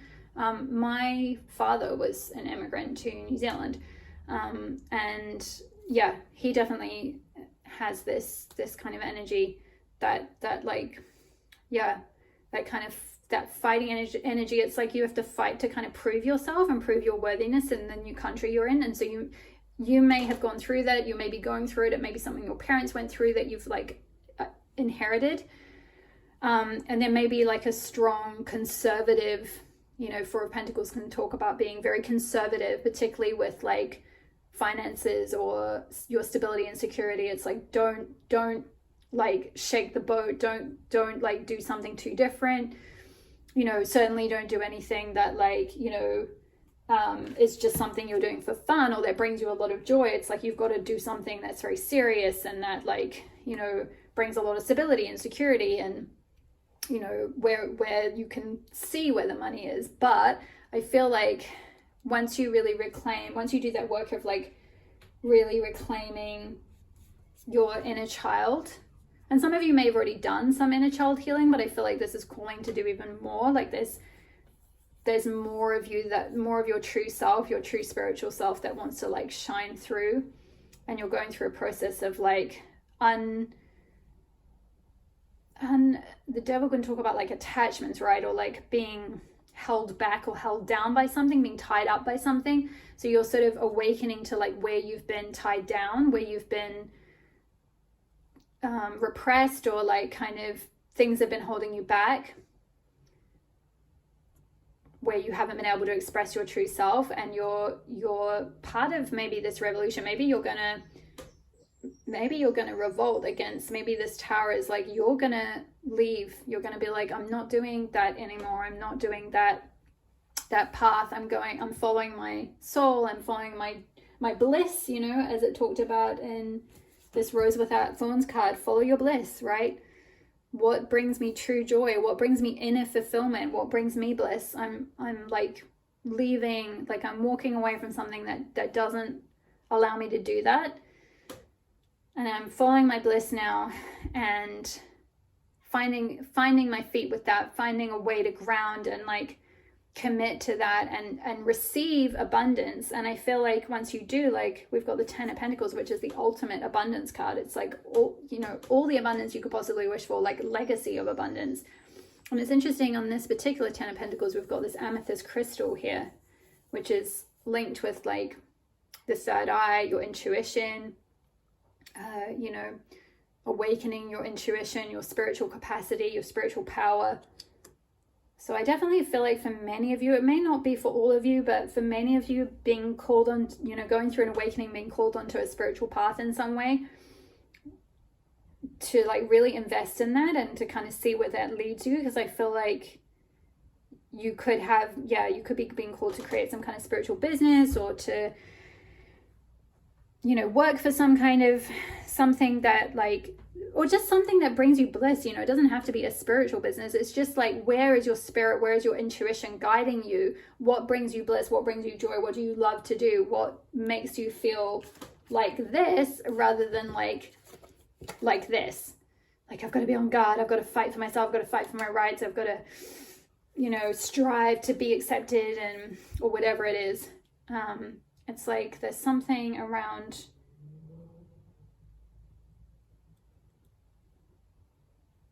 kind of stepping into your power, really. That's kind of what this is about, stepping into your power and then creating that stability and security for yourself from there, and being open to receiving abundance. So let's finish up with the guidance from the Isis Oracle. I'm not going to read it all because it's just very long, and there's a whole like ritual and invocation which I'm not going to go into in this reading. I usually do those in my Patreon readings, but here on YouTube I'm just going to read, it's quite long, but I'll read as much of the guidance as I feel guided. Okay, so abundance of Sothis. Solar blessings of the celestial goddess of abundance. Abundance in many forms is flowing to you now, beloved. Intend right now to receive it. Just decide to do so in your heart this very moment. The oracle of the abundance of Sothis comes as its guidance to expect increased flow and to continue your good works of building channels through which abundance can be delivered to you. Freely share your talents, love, wisdom, and self, and enjoy the abundance responsively flowing to you in many forms over and over again. Abundance comes to you now, dear initiate. If you've been through a time of restricted circumstance, materially, financially, socially, in terms of health or relationships, opportunities, fun, or friendship, then this oracle indicates that the tide is turning and an upsurge of wealth, health, abundance, and more are coming to you now. After an experience of restriction, perhaps for a prolonged period, you will very much enjoy this new and improved flow of energy, support, compensation, and reward. With your heart open, your many channels ready to receive the influx of abundance, and your innate belief that you are worthy to receive, you attract great support from the universe now. Channels for receiving grace in all its forms are created when you follow your heart and do your part to be ready and prepared to receive. Preparation is an important part of abundance in all forms, and you can enjoy your abundance to the fullest extent when there are containers for it to be held within. Those containers will be practical ways for wealth and other forms of abundance, such as great relationships, to be a part of your world. Your channels might include new creative works being formed, seeking networking opportunities with others in your field so that there are ways for people to find you and the work that you offer, for example, or joining classes or groups that allow you to meet others, following up your intuition or instincts in even small, seemingly unrelated situations. The containers will be created not only from the practical steps that you take, but from the intention, vibration, and resonance behind them, which means your thoughts, beliefs, and attitudes all count. If your desired abundance is wealth, then start to really shift your identity and thoughts from a place of restriction to a place of relaxation and willingness to take care of your money so that you create a strong container for the flow of abundance to reach you. If you desire a loving soulmate relationship or deeper friendships, becoming more of the person yourself that you wish to experience in others, as well as affirming that you have value and much to offer and are willing and worthy of receiving from others, will create powerful channels through which you can receive the abundance of love and good community that Sothis can bring to you. The goddess of celestial abundance, shining stellar Mother Sothis, will bless you with all you can possibly receive, so allow yourself to act in faith, be brave, and take steps to ready yourself right now. Make sure you harvest your crops to create even more channels through which abundance can flow to you, clearing out the old, completing and preparing the ripe crops for nourishment. This may mean revising, finishing, and bringing to fruition old projects or deciding to let them go completely if they do not feel right to pursue any further. It might mean seeking fresh input or collaboration on certain projects, or feeling any sadness, guilt, grief, or anger over unfinished projects and letting them go completely. There may be still other projects that you feel in your heart are right for you, but not just now, and so they are released to percolate further in the cosmic womb. With this greater creative clarity and organization, your channels for abundance will be clearer and more receptive, and Sothis will have all the more room in which to bless and fill you. This oracle wishes to bring you great blessing. Oh, that's so beautiful. Yeah, I definitely see that for you, pile number 2. I feel like maybe there could be a bit of a resistance and a bit of a block to like receiving, to feeling worthy of like all the abundance that the universe is trying to bring in.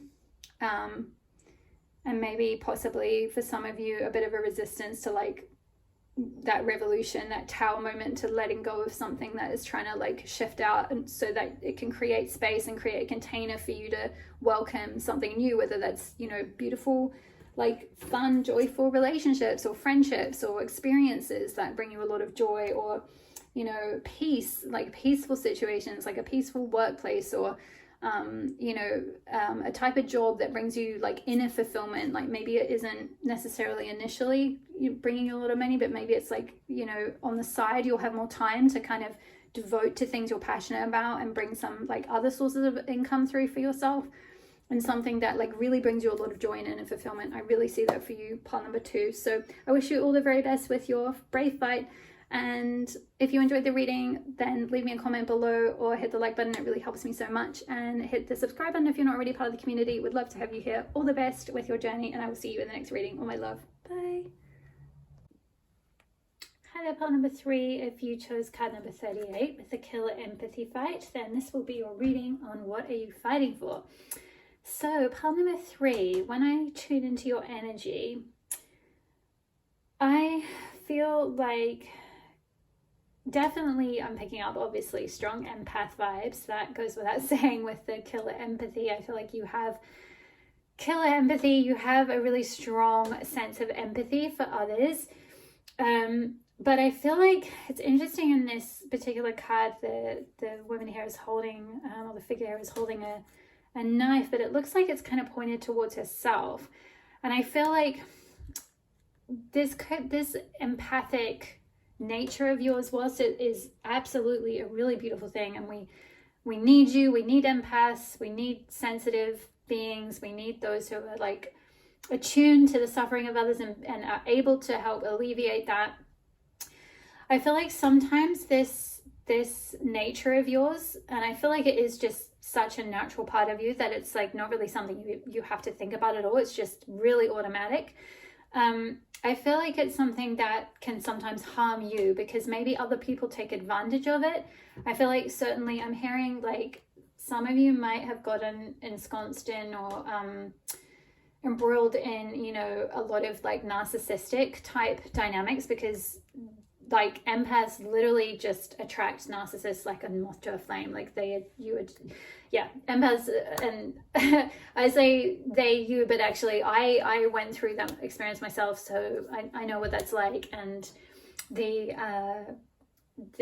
therapist that I spoke with afterwards said that, yeah, when you have that empathic energy, you literally are just like, you attract those kind of narcissistic taker types, or those sort of people who really just want to drain your energy. You know, it's like it's I'm very much seeing a sort of energetic vampire type situation. I'm not saying, you know, if you haven't been through anything like that, I'm not saying you will or anything. It's just for those of you, some of you, if you identify as an empath or a sensitive soul, things like that, like if you have that hypersensitivity, if you are, you know, starseed, empath, light worker, things like that, often part of that journey, not always, but often it involves like going through certain challenges with learning how to have to put up strong, healthy boundaries around that empathic nature, because so often the natural side of the empath, the natural way of the empath is just to give and give and give, right? It's part of that beauty. It's part of the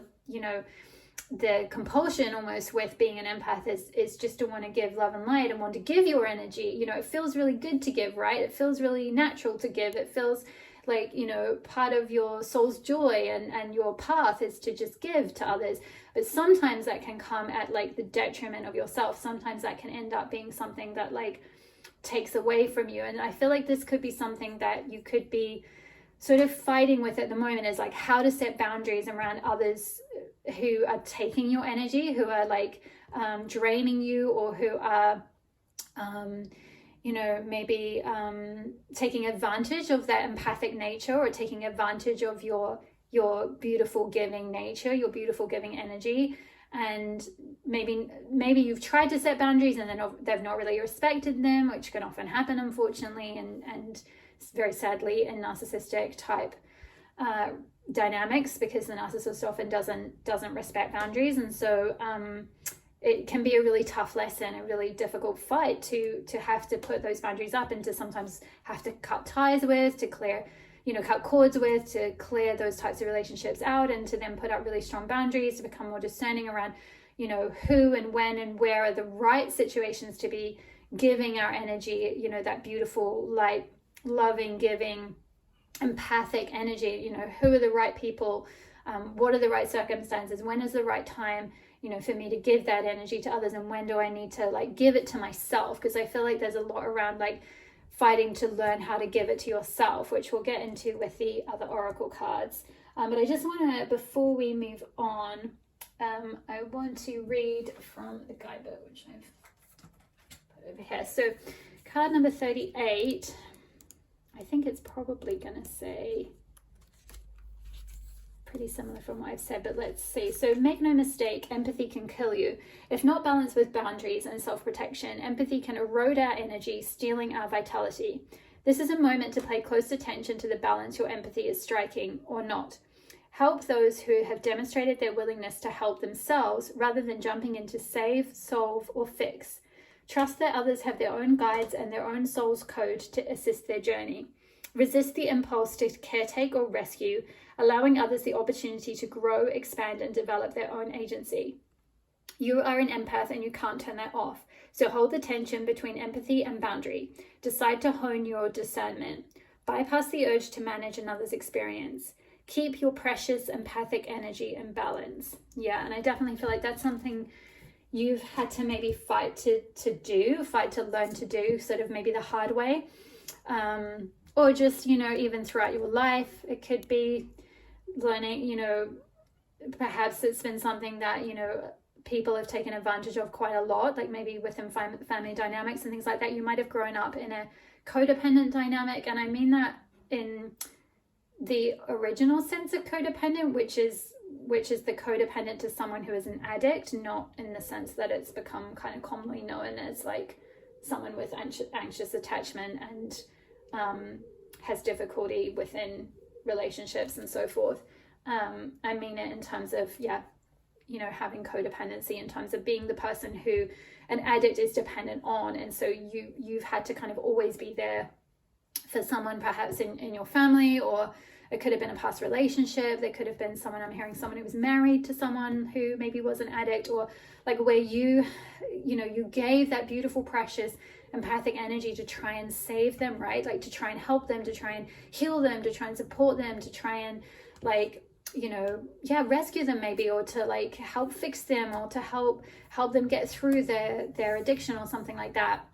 Or if it wasn't an addiction, it might have been, just mental health difficulties, or, where you were in a dynamic either within your family unit or with a significant partnership, where the other person was dependent on you, or you were the one who had to sort of, you felt like you had to kind of save them or rescue them, or like, you were the sort of main responsible person because they couldn't look after themselves in some way, possibly because of mental health or some kind of challenge or whatever it was. And this might have been quite a big fight for you to have to, maybe you could be still in the process of walking away from something like that, or healing from something like that, or particularly if you had that in childhood and you were always that person who, the adults around you weren't really being adults and you couldn't depend on them and they were depending on you, and you were the responsible one in some way,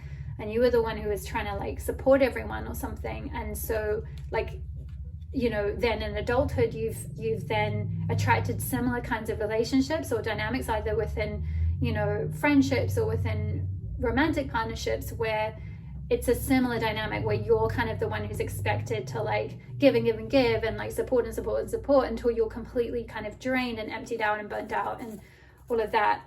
So it could be, this could be really something you've had to fight to learn how to find that balance between like where you can give that energy and that support and that to people who need your help and who are ready to receive it and who are the right people to like really work with, versus like pouring it into people who are maybe coming from a place of feeling like you need to fix them or something along those lines. It's like I feel like that empathic energy can be used to support you and can be used for something that is really possibly might even be a career path for you, or might even be something that you could use in your role, like in the sense that you could become something like a counselor or a healer or a coach or something like that, where using that skill, and valuing yourself for it and attracting clients who are ready to like work with you in that capacity, that could be really, really constructive and really supportive.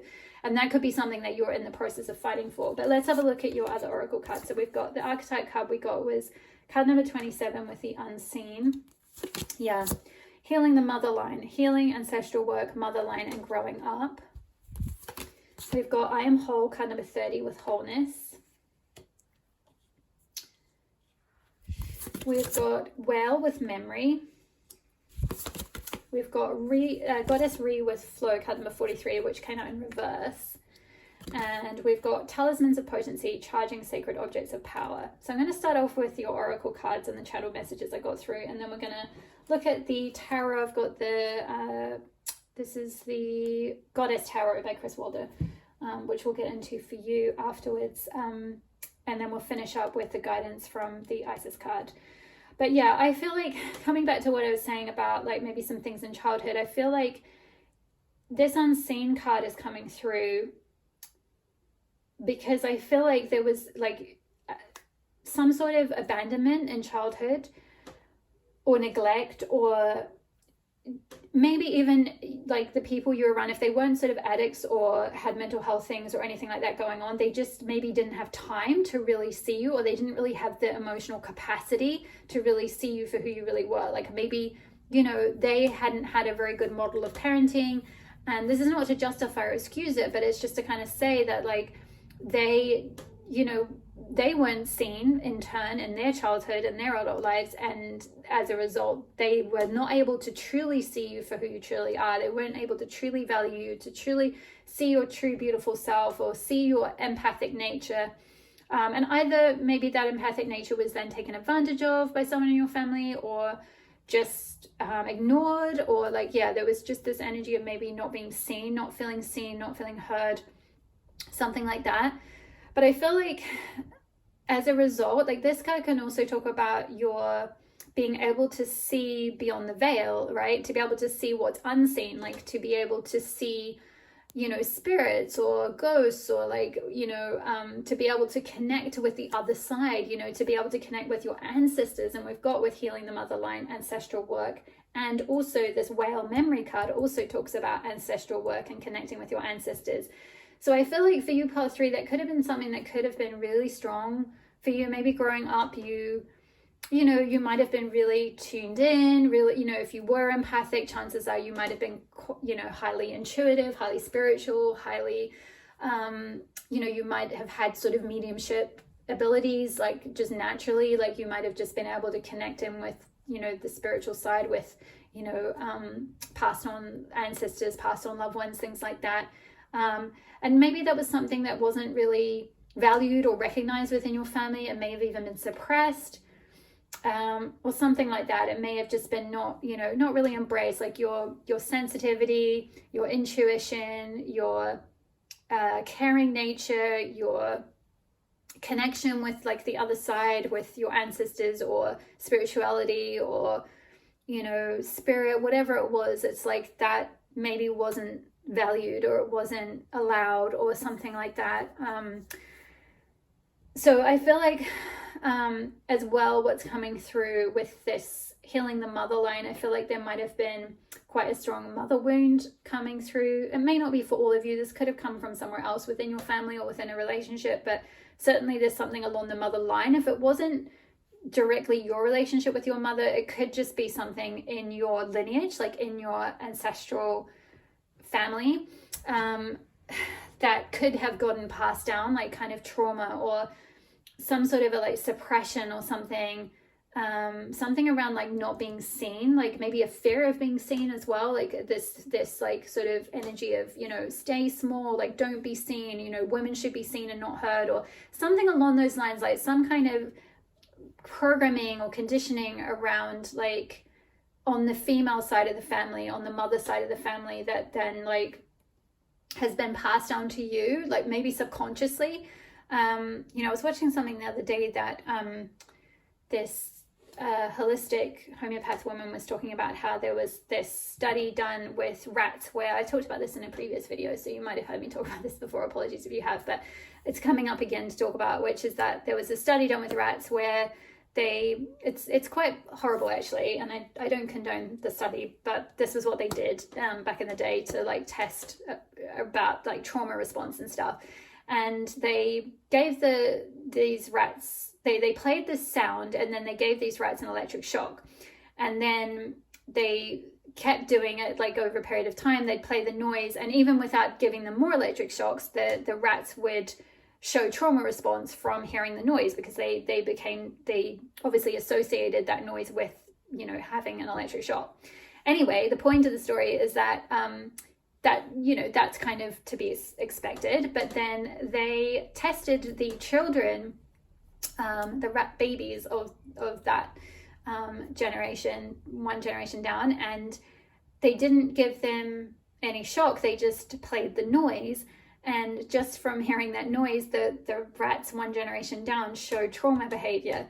And it went down through like 7 generations or something crazy. So like, even if like maybe you didn't have any kind of intense, you know, relationship dynamics with your own mother, maybe there wasn't any sort of addiction or severe mental health or trauma or anything like that within your own childhood, but maybe your mother had something like that, or your grandmother had something like that, or back and back and back, you know, it could be like long held, you know, trauma that gets stored in the cells, right? It gets stored in the energy body, it gets stored in the DNA, and it can pass down through generations. So there may be something that I feel like you've maybe had to fight to like do this healing work to kind of like sort of heal.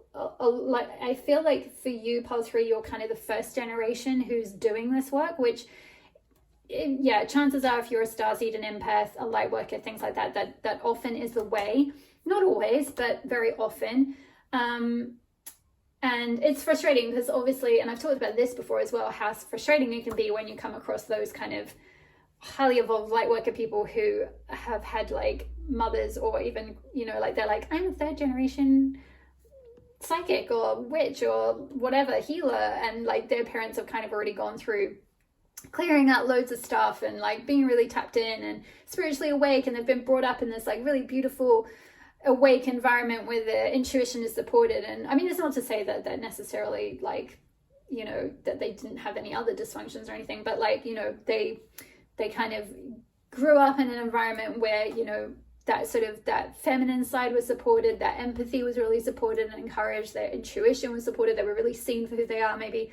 And, you know, it can be tough when you're, you know, the first in like your whole lineage, the first generation, to have to suddenly like be faced with like, oh my gosh, I have like all this ancestral work to do, I have to heal this ancestral line. It can be quite overwhelming.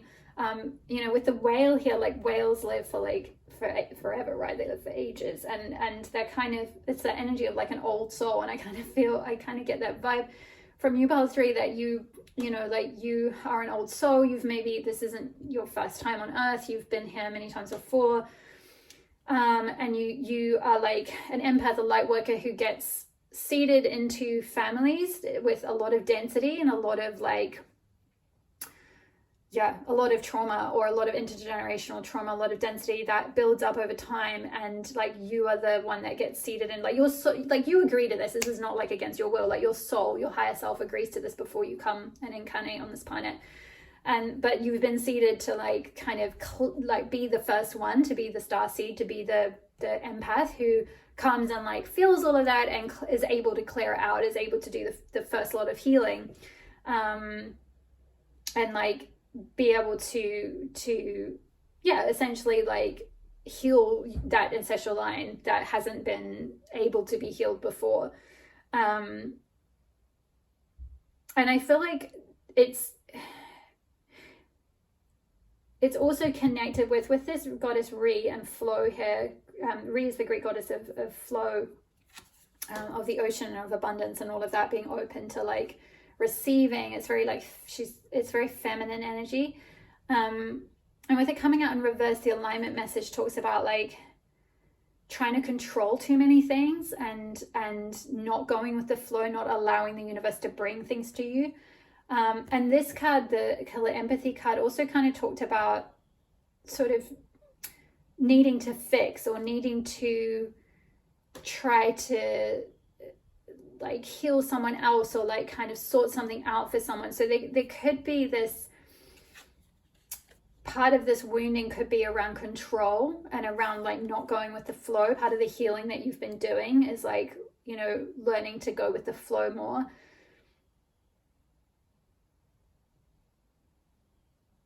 I feel like with this I am whole and wholeness card, this card talks about the goddess Inanna, who interestingly came up in pile 1, I think it was. So there may be a little bit of overlap with pile 1. So if you felt drawn to that, you might be called to watch that pile as well, though it's pretty different energy. But essentially for both piles, there's this shadow work. In fact, actually shadow work kind of came up in all 3 piles, but but specifically with Inanna, this is to do with like going through that descent process of like descending to the underworld, letting go of like everything that has been projected onto you, everything, like all the parts of you that have been unseen, that have been rejected, that have been suppressed, that have been, you know, pushed into your shadow, and then like reintegrating those parts and becoming whole again. You know, Inanna, she is the great goddess. She's like very revered. She has all these, you know, beautiful, she has loads of admirers. She's got all these beautiful jewels and everything like that.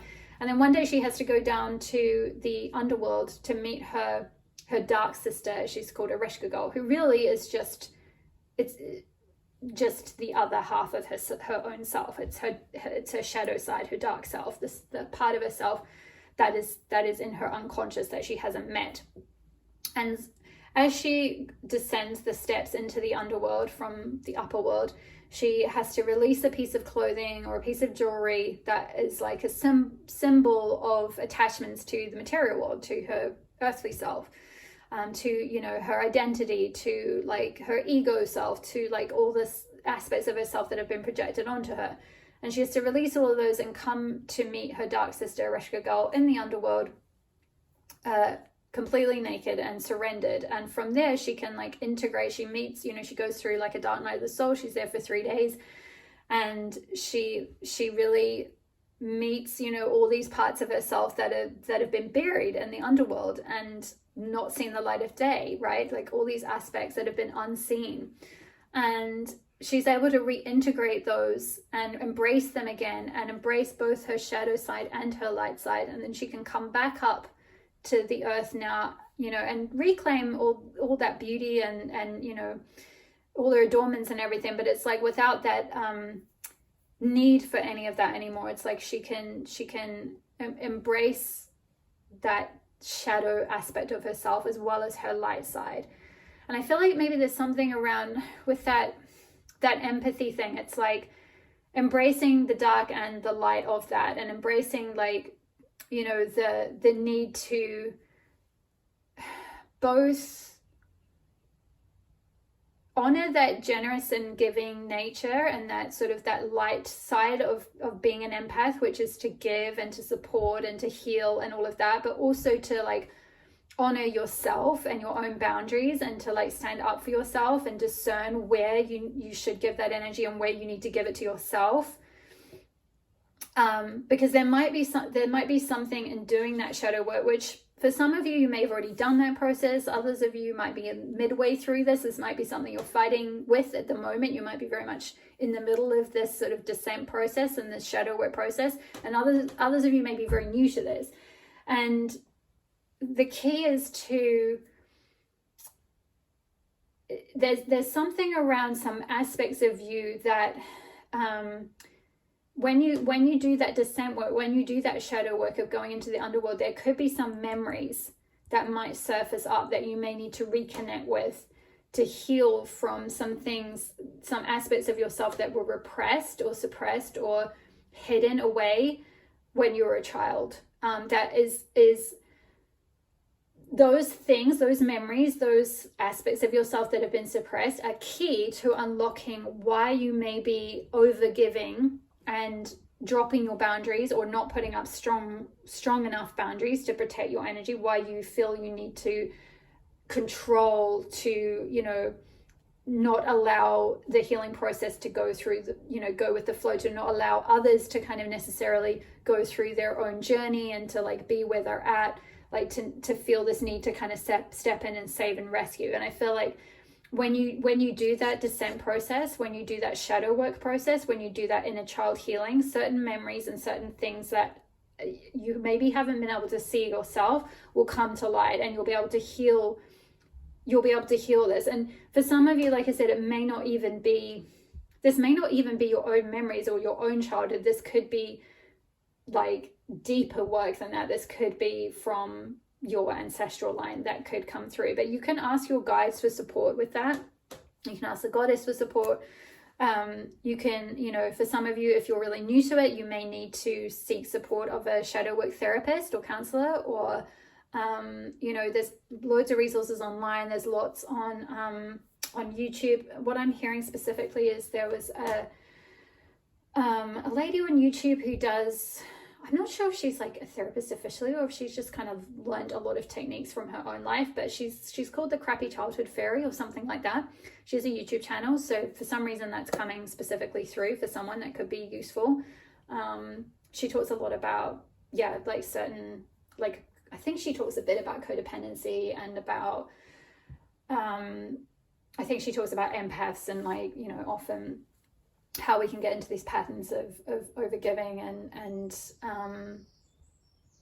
all of that type of thing. So there might be some insight there.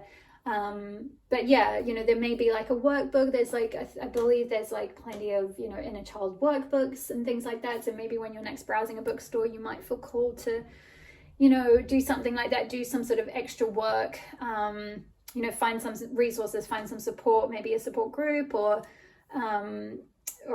you know, even just a certain someone who you resonate with, who's gone through something similar, who can help you, you know, really set those boundaries really strongly. You know, sometimes we need that extra support, right? Like, I know when I was speaking about the narcissistic thing, I went to this amazing woman after I got out of that situation, which really taught me a lot about boundaries, and she was super helpful in guiding me on, you know, how to set those energetic boundaries and how to be more discerning and things like that. So yeah, there might be something there, but I also feel like as well that once you've kind of done that process, and like I said, some of you may be at the end of that, or you may be sort of coming towards the end of that, like if you've already been going through all of this, because I feel like this is something you've been grappling with or fighting with for perhaps a lot of your life. Once you're able to like really see your full self and your true self and like kind of heal this suppression that's come through this mother line, this may be something that you then in turn are able to do for others as well, which is often the case with these kind of, you know, this kind of, I think I spoke about with being an empath, you know, at the beginning you might be called towards being a healer, a counselor, a therapist or something like that, using that supportive empathic nature in a professional way. Maybe you'll end up doing like ancestral work with others or something. Maybe you'll figure out, maybe as a result of having to go through this, maybe you won't find the exact right support. And as a result, you'll create something, right? Like, you know, like so many of those people who have come up with their own modalities, like there's so many, right? There's so many different therapists, different kinds of therapies, different modalities, different ways of healing the inner child, because everyone's different and we all vibe and respond and resonate with different people. So maybe for you've tried working with other teachers, and like maybe part of your work is to heal this in your own way, is to kind of like figure this out yourself, and like maybe you'll create something or develop something like your own, like a book, or, you know, your own type of therapy or something like that, you know, who knows. It could be like a type of healing, it could be just something that you find that works for you. But I feel like reading from the guidebook for healing the motherline, and then we'll get into some tarot. Healing the motherline. Here we go. We're living in a time of complex healing, especially when it comes to the motherline. Collectively, we're facing the intergenerational trauma that colonialism and patriarchy have imprinted on us. So many born to mothers who were not mothered themselves. Yeah, I kind of picked up maybe that if you do have a difficult relationship with your mother, it's like they also in turn were not mothered themselves. So yeah, it's time to mend the chain. So many of our ancestral lines have experienced brutal persecution and separation from the sacred feminine. We've been starved of the great mother's unwavering embrace and instead told to look only to a male god in the sky. So many were not taught to see the sacred in all things and the feminine in all her stages as sacred, powerful, and holy. This way of living has gone on for too long, and we're all being called to heal it on behalf of our ancestors, past and emerging. Healing is possible. It may not be straightforward or easy, but it's possible. It can be felt forward and back. Your ancestors past and future are singing with you.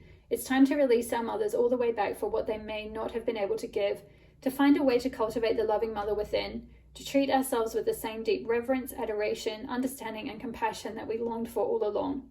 You can be that for yourself today. You can meet yourself where others could not. And as you do, future ancestors will bless you for finding the courage to release and heal deep. And the rose transmission is, I reach all the way back to the original mother and I set all the mothers and myself free. And I just picked up as I was reading that, it came through about, it was talking about something about singing. Your ancestors past and future are singing with you. And this whale card also talks about like something to do with, is it the song lines or something? The whale, like the whales, how they sing to each other. And there's these like song lines through the sea that resonate or something. I can't remember what it said now. Let me have a look. I'm botching it. Whale.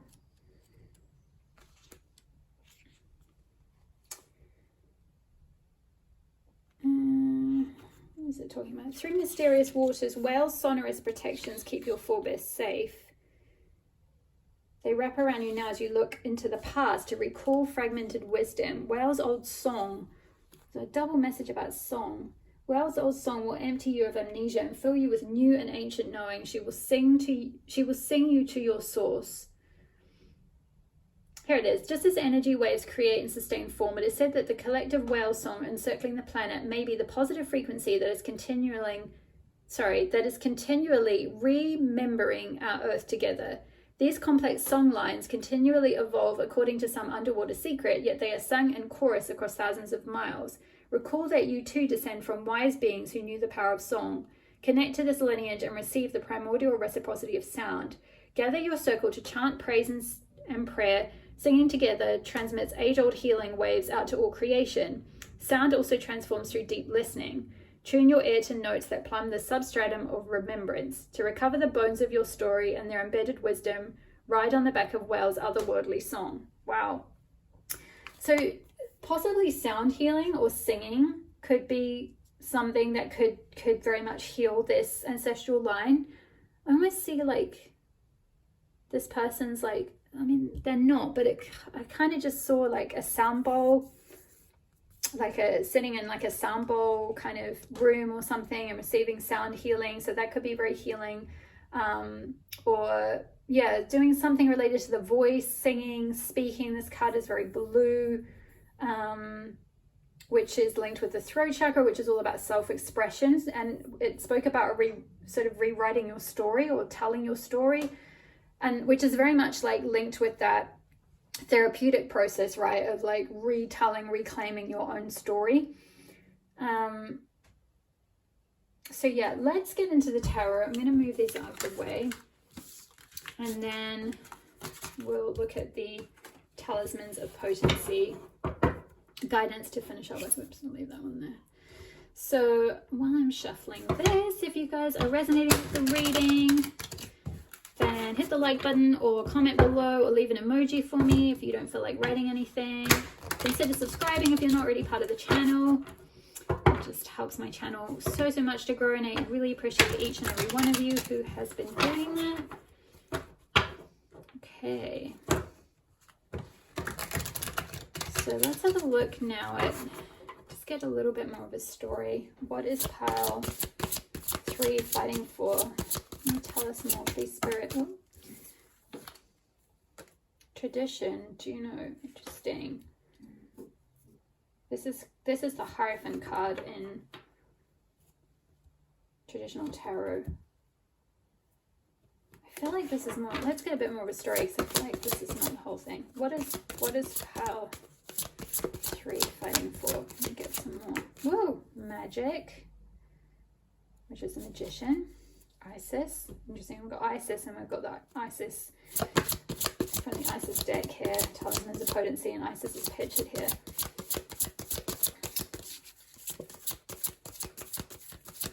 What is power? 4 of Wands. Interesting.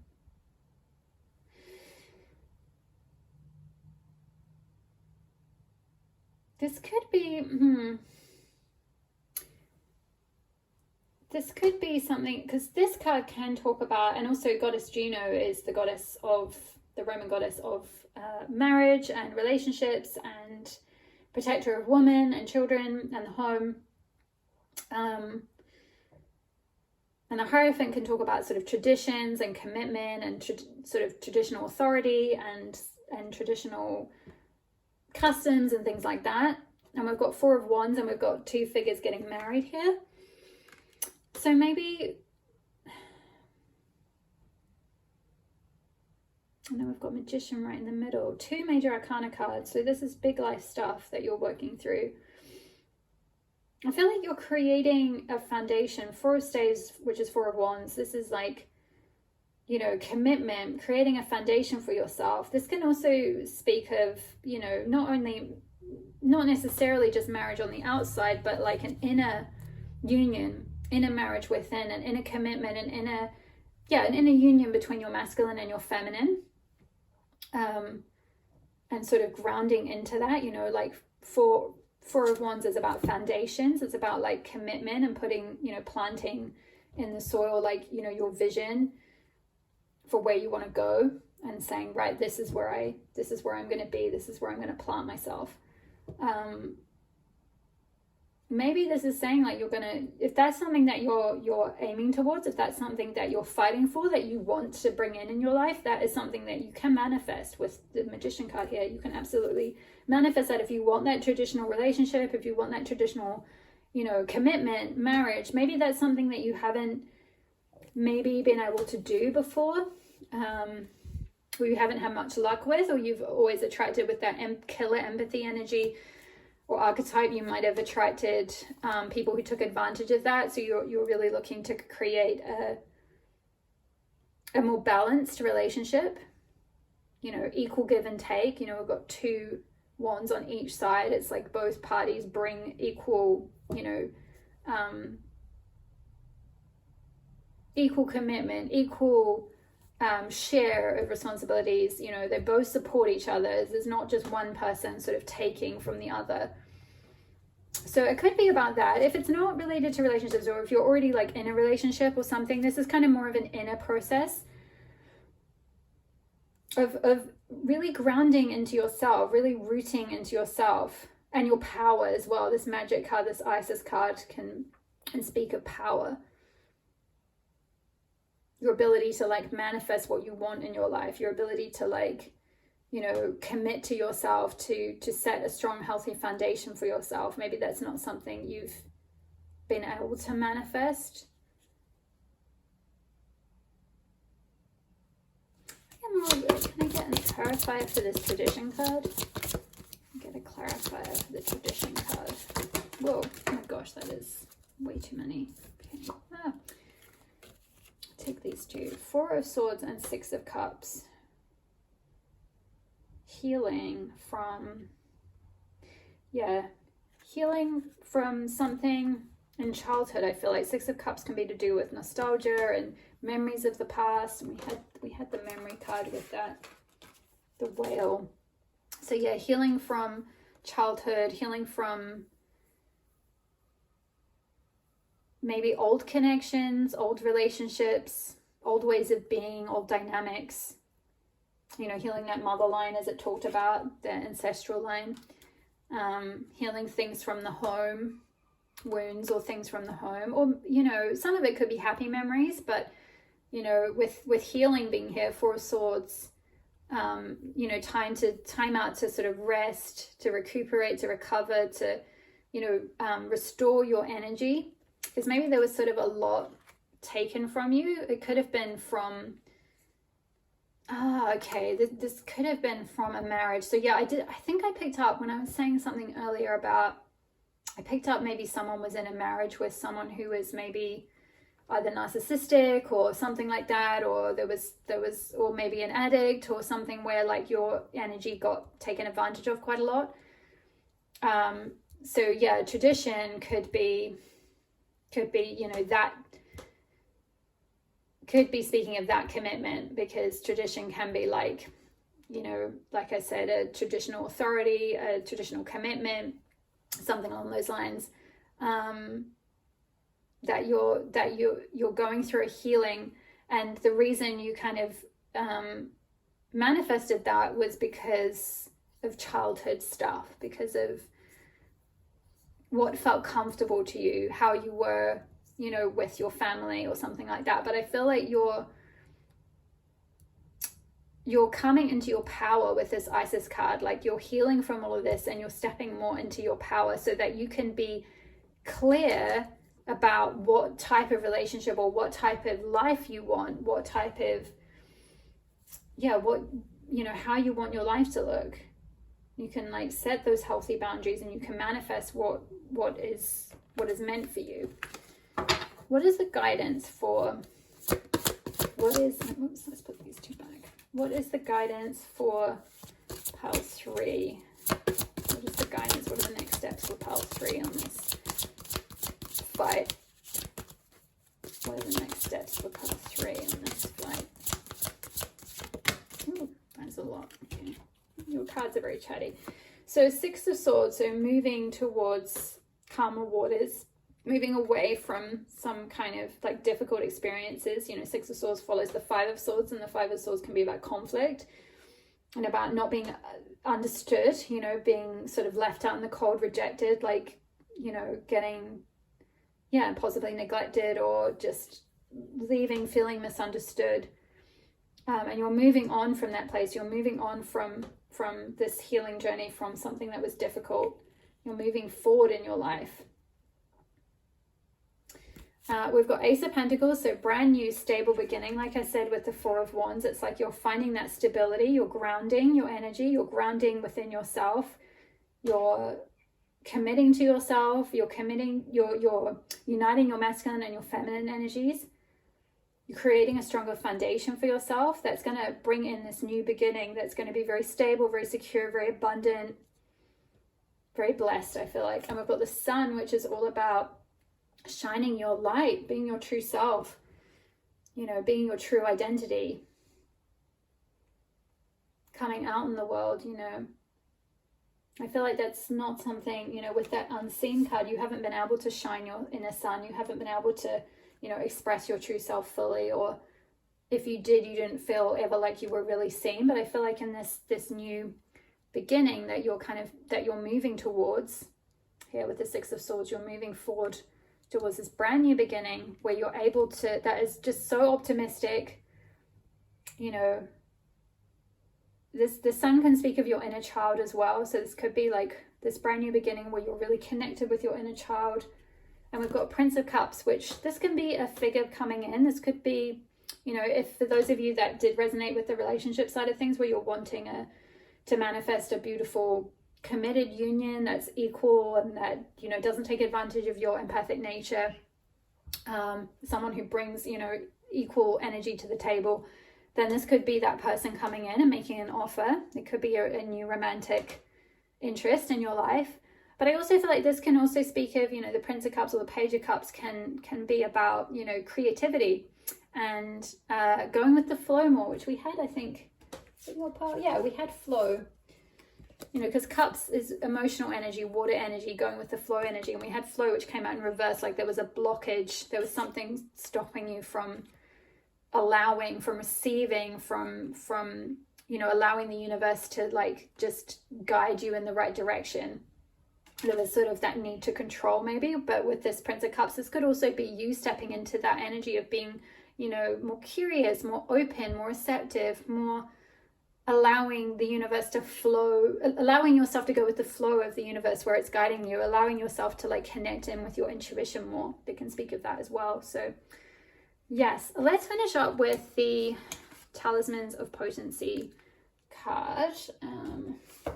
The guidance. I'm not going to go into all of it because there's a whole ritual and invocation, which I usually do in my Patreon readings, but for today on YouTube, because it's quite long, as you can see, I'm just going to go into the guidance for you. So, charging sacred objects of power. Sacred tools and objects can become an extension of your energy field, focusing your power and intention, helping you heal the split between spirit and matter, and learning to bring physical matter more deeply into light and life. You are encouraged to work with sacred materials in a conscious way to help your own healing and enjoyment of the material world as a part of your spiritual practice. Your love for the physical world of matter is a gift to the earth too. You are guided to cleanse and charge sacred objects to empower your energy field and accomplish your spiritual mission now. These objects might be a wand, a chalice or sword, a bowl, or even a special tile with an image that you love, A statue, cloth with a beautiful design, a natural crystal or a black mirror, or a rock, shell, or feather you found waiting for you whilst out in nature one day. If finding a gift in nature, it is wise to ask the spirit of the earth if the item in question is intended for your healing work, and if you feel it is, then of course receive it with gratitude. If not, bless it and move on. This oracle is seeking to draw your awareness to the special ability to work with material objects to awaken spiritual light within them. The material world is filled with light, and our loving attention can help awaken that light within form. In the same way that someone seeing the best in you, knowing what you are truly capable of, can help you reach your dreams and become that self more fully, so too can holding an awareness that, just like our bodies, the material world holds its own light and benefits from love, attention, and care. This is the loving art of integrating spirit into matter, and it is part of your spiritual potency and healing gift to be able to love the physical world as an element of your spiritual journey. Objects become talismans when they are clean, dedicated, and charged with sacred intent. This is consecration, or the rendering of something into sacredness. Talismans are a way to enjoy a spiritual relationship with the material world. It is not a matter of being able to work without them, but more of enjoyment and beauty of working with the material world in a spiritual way. This is also a way, this is interesting. This is also a way to heal any difficult relationship you may have had with your mother. And we had the mother line. We spoke a lot in your reading about healing the mother line and relationship with your mother. So working with talismans could be a way to help you, support you in healing a difficult relationship with your mother, your body, eating and food, or with financial or physical security. And we've got Ace of Pentacles here, which is like coming after the Six of Swords, moving on from a difficult situation and finding physical security, stability, all of that. So yeah. It can also include difficulties in bringing your ideas into physical form, living your path in a practical, material way, and any other issues that stem from a wounded relationship to matter, somehow seeing it as less than spirit. What wonderful and varied healing effects talismans can bring to us. It all starts with the honoring of light and matter, the sacredness of the material world. If you have been considering working with crystals for healing, or tarot cards, or physical tools for spiritual growth, you are encouraged to do so by the Oracle of Talismans of Potency. They will help you grow and empower you. So maybe some of you have been thinking about doing something like this, like tarot readings, or maybe crystal healing could be something you're being called to do to help heal you. So yeah, if you have an object in your space you've been thinking of cleansing, perhaps a crystal or piece of jewelry, this oracle encourages you to do so using breath, salt, moonlight, or sound as you do so. Or as you so choose, sorry. Remember that objects in the material world hold vibrations too. Cleansing with love and intention to dissipate negative energy is a way to care for the material world, helping awaken the light within it. If you've been considering building sacred jewelry or purchasing a crystal or other healing tool, you're encouraged to do so and learn to work with it. The Oracle of Talismans with Potency supports you in honoring the physical world and its beauty in your life in this way. Beautiful. Yeah, so that's interesting. So we got a couple of messages about sort of healing this sort of wounding to the female line, or mother wounding, or whatever's kind of causing this, like this killer empathy, whether your empathy is not in balance with like holding boundaries for yourself and making sure that you're caring for yourself. One was the sound healing, maybe like sound bowls, crystal bowls, sound healing, singing or song work, or writing your story, maybe therapy. And the other is something related to something physical, like maybe for some of you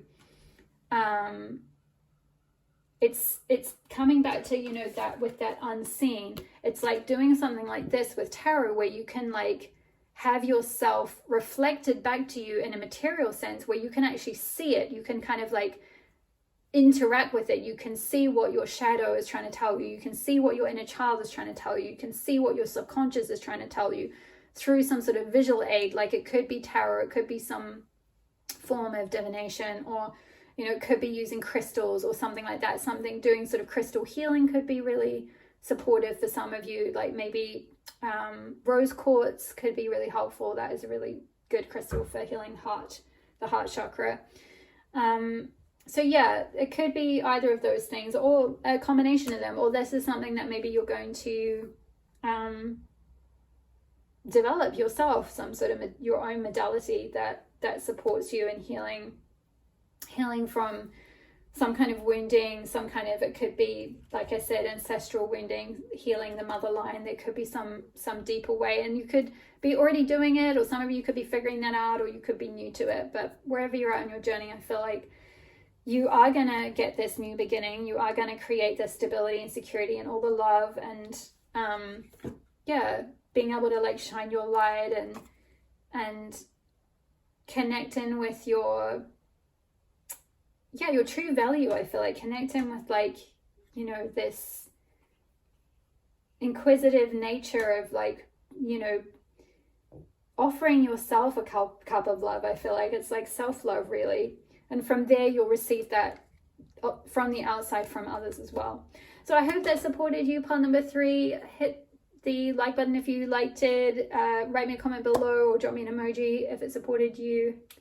Consider subscribing to the Els Temple community if you would like to be part of it. I would love to have you here. All the best with your fight, and I will see you in the next reading. All my love. Bye.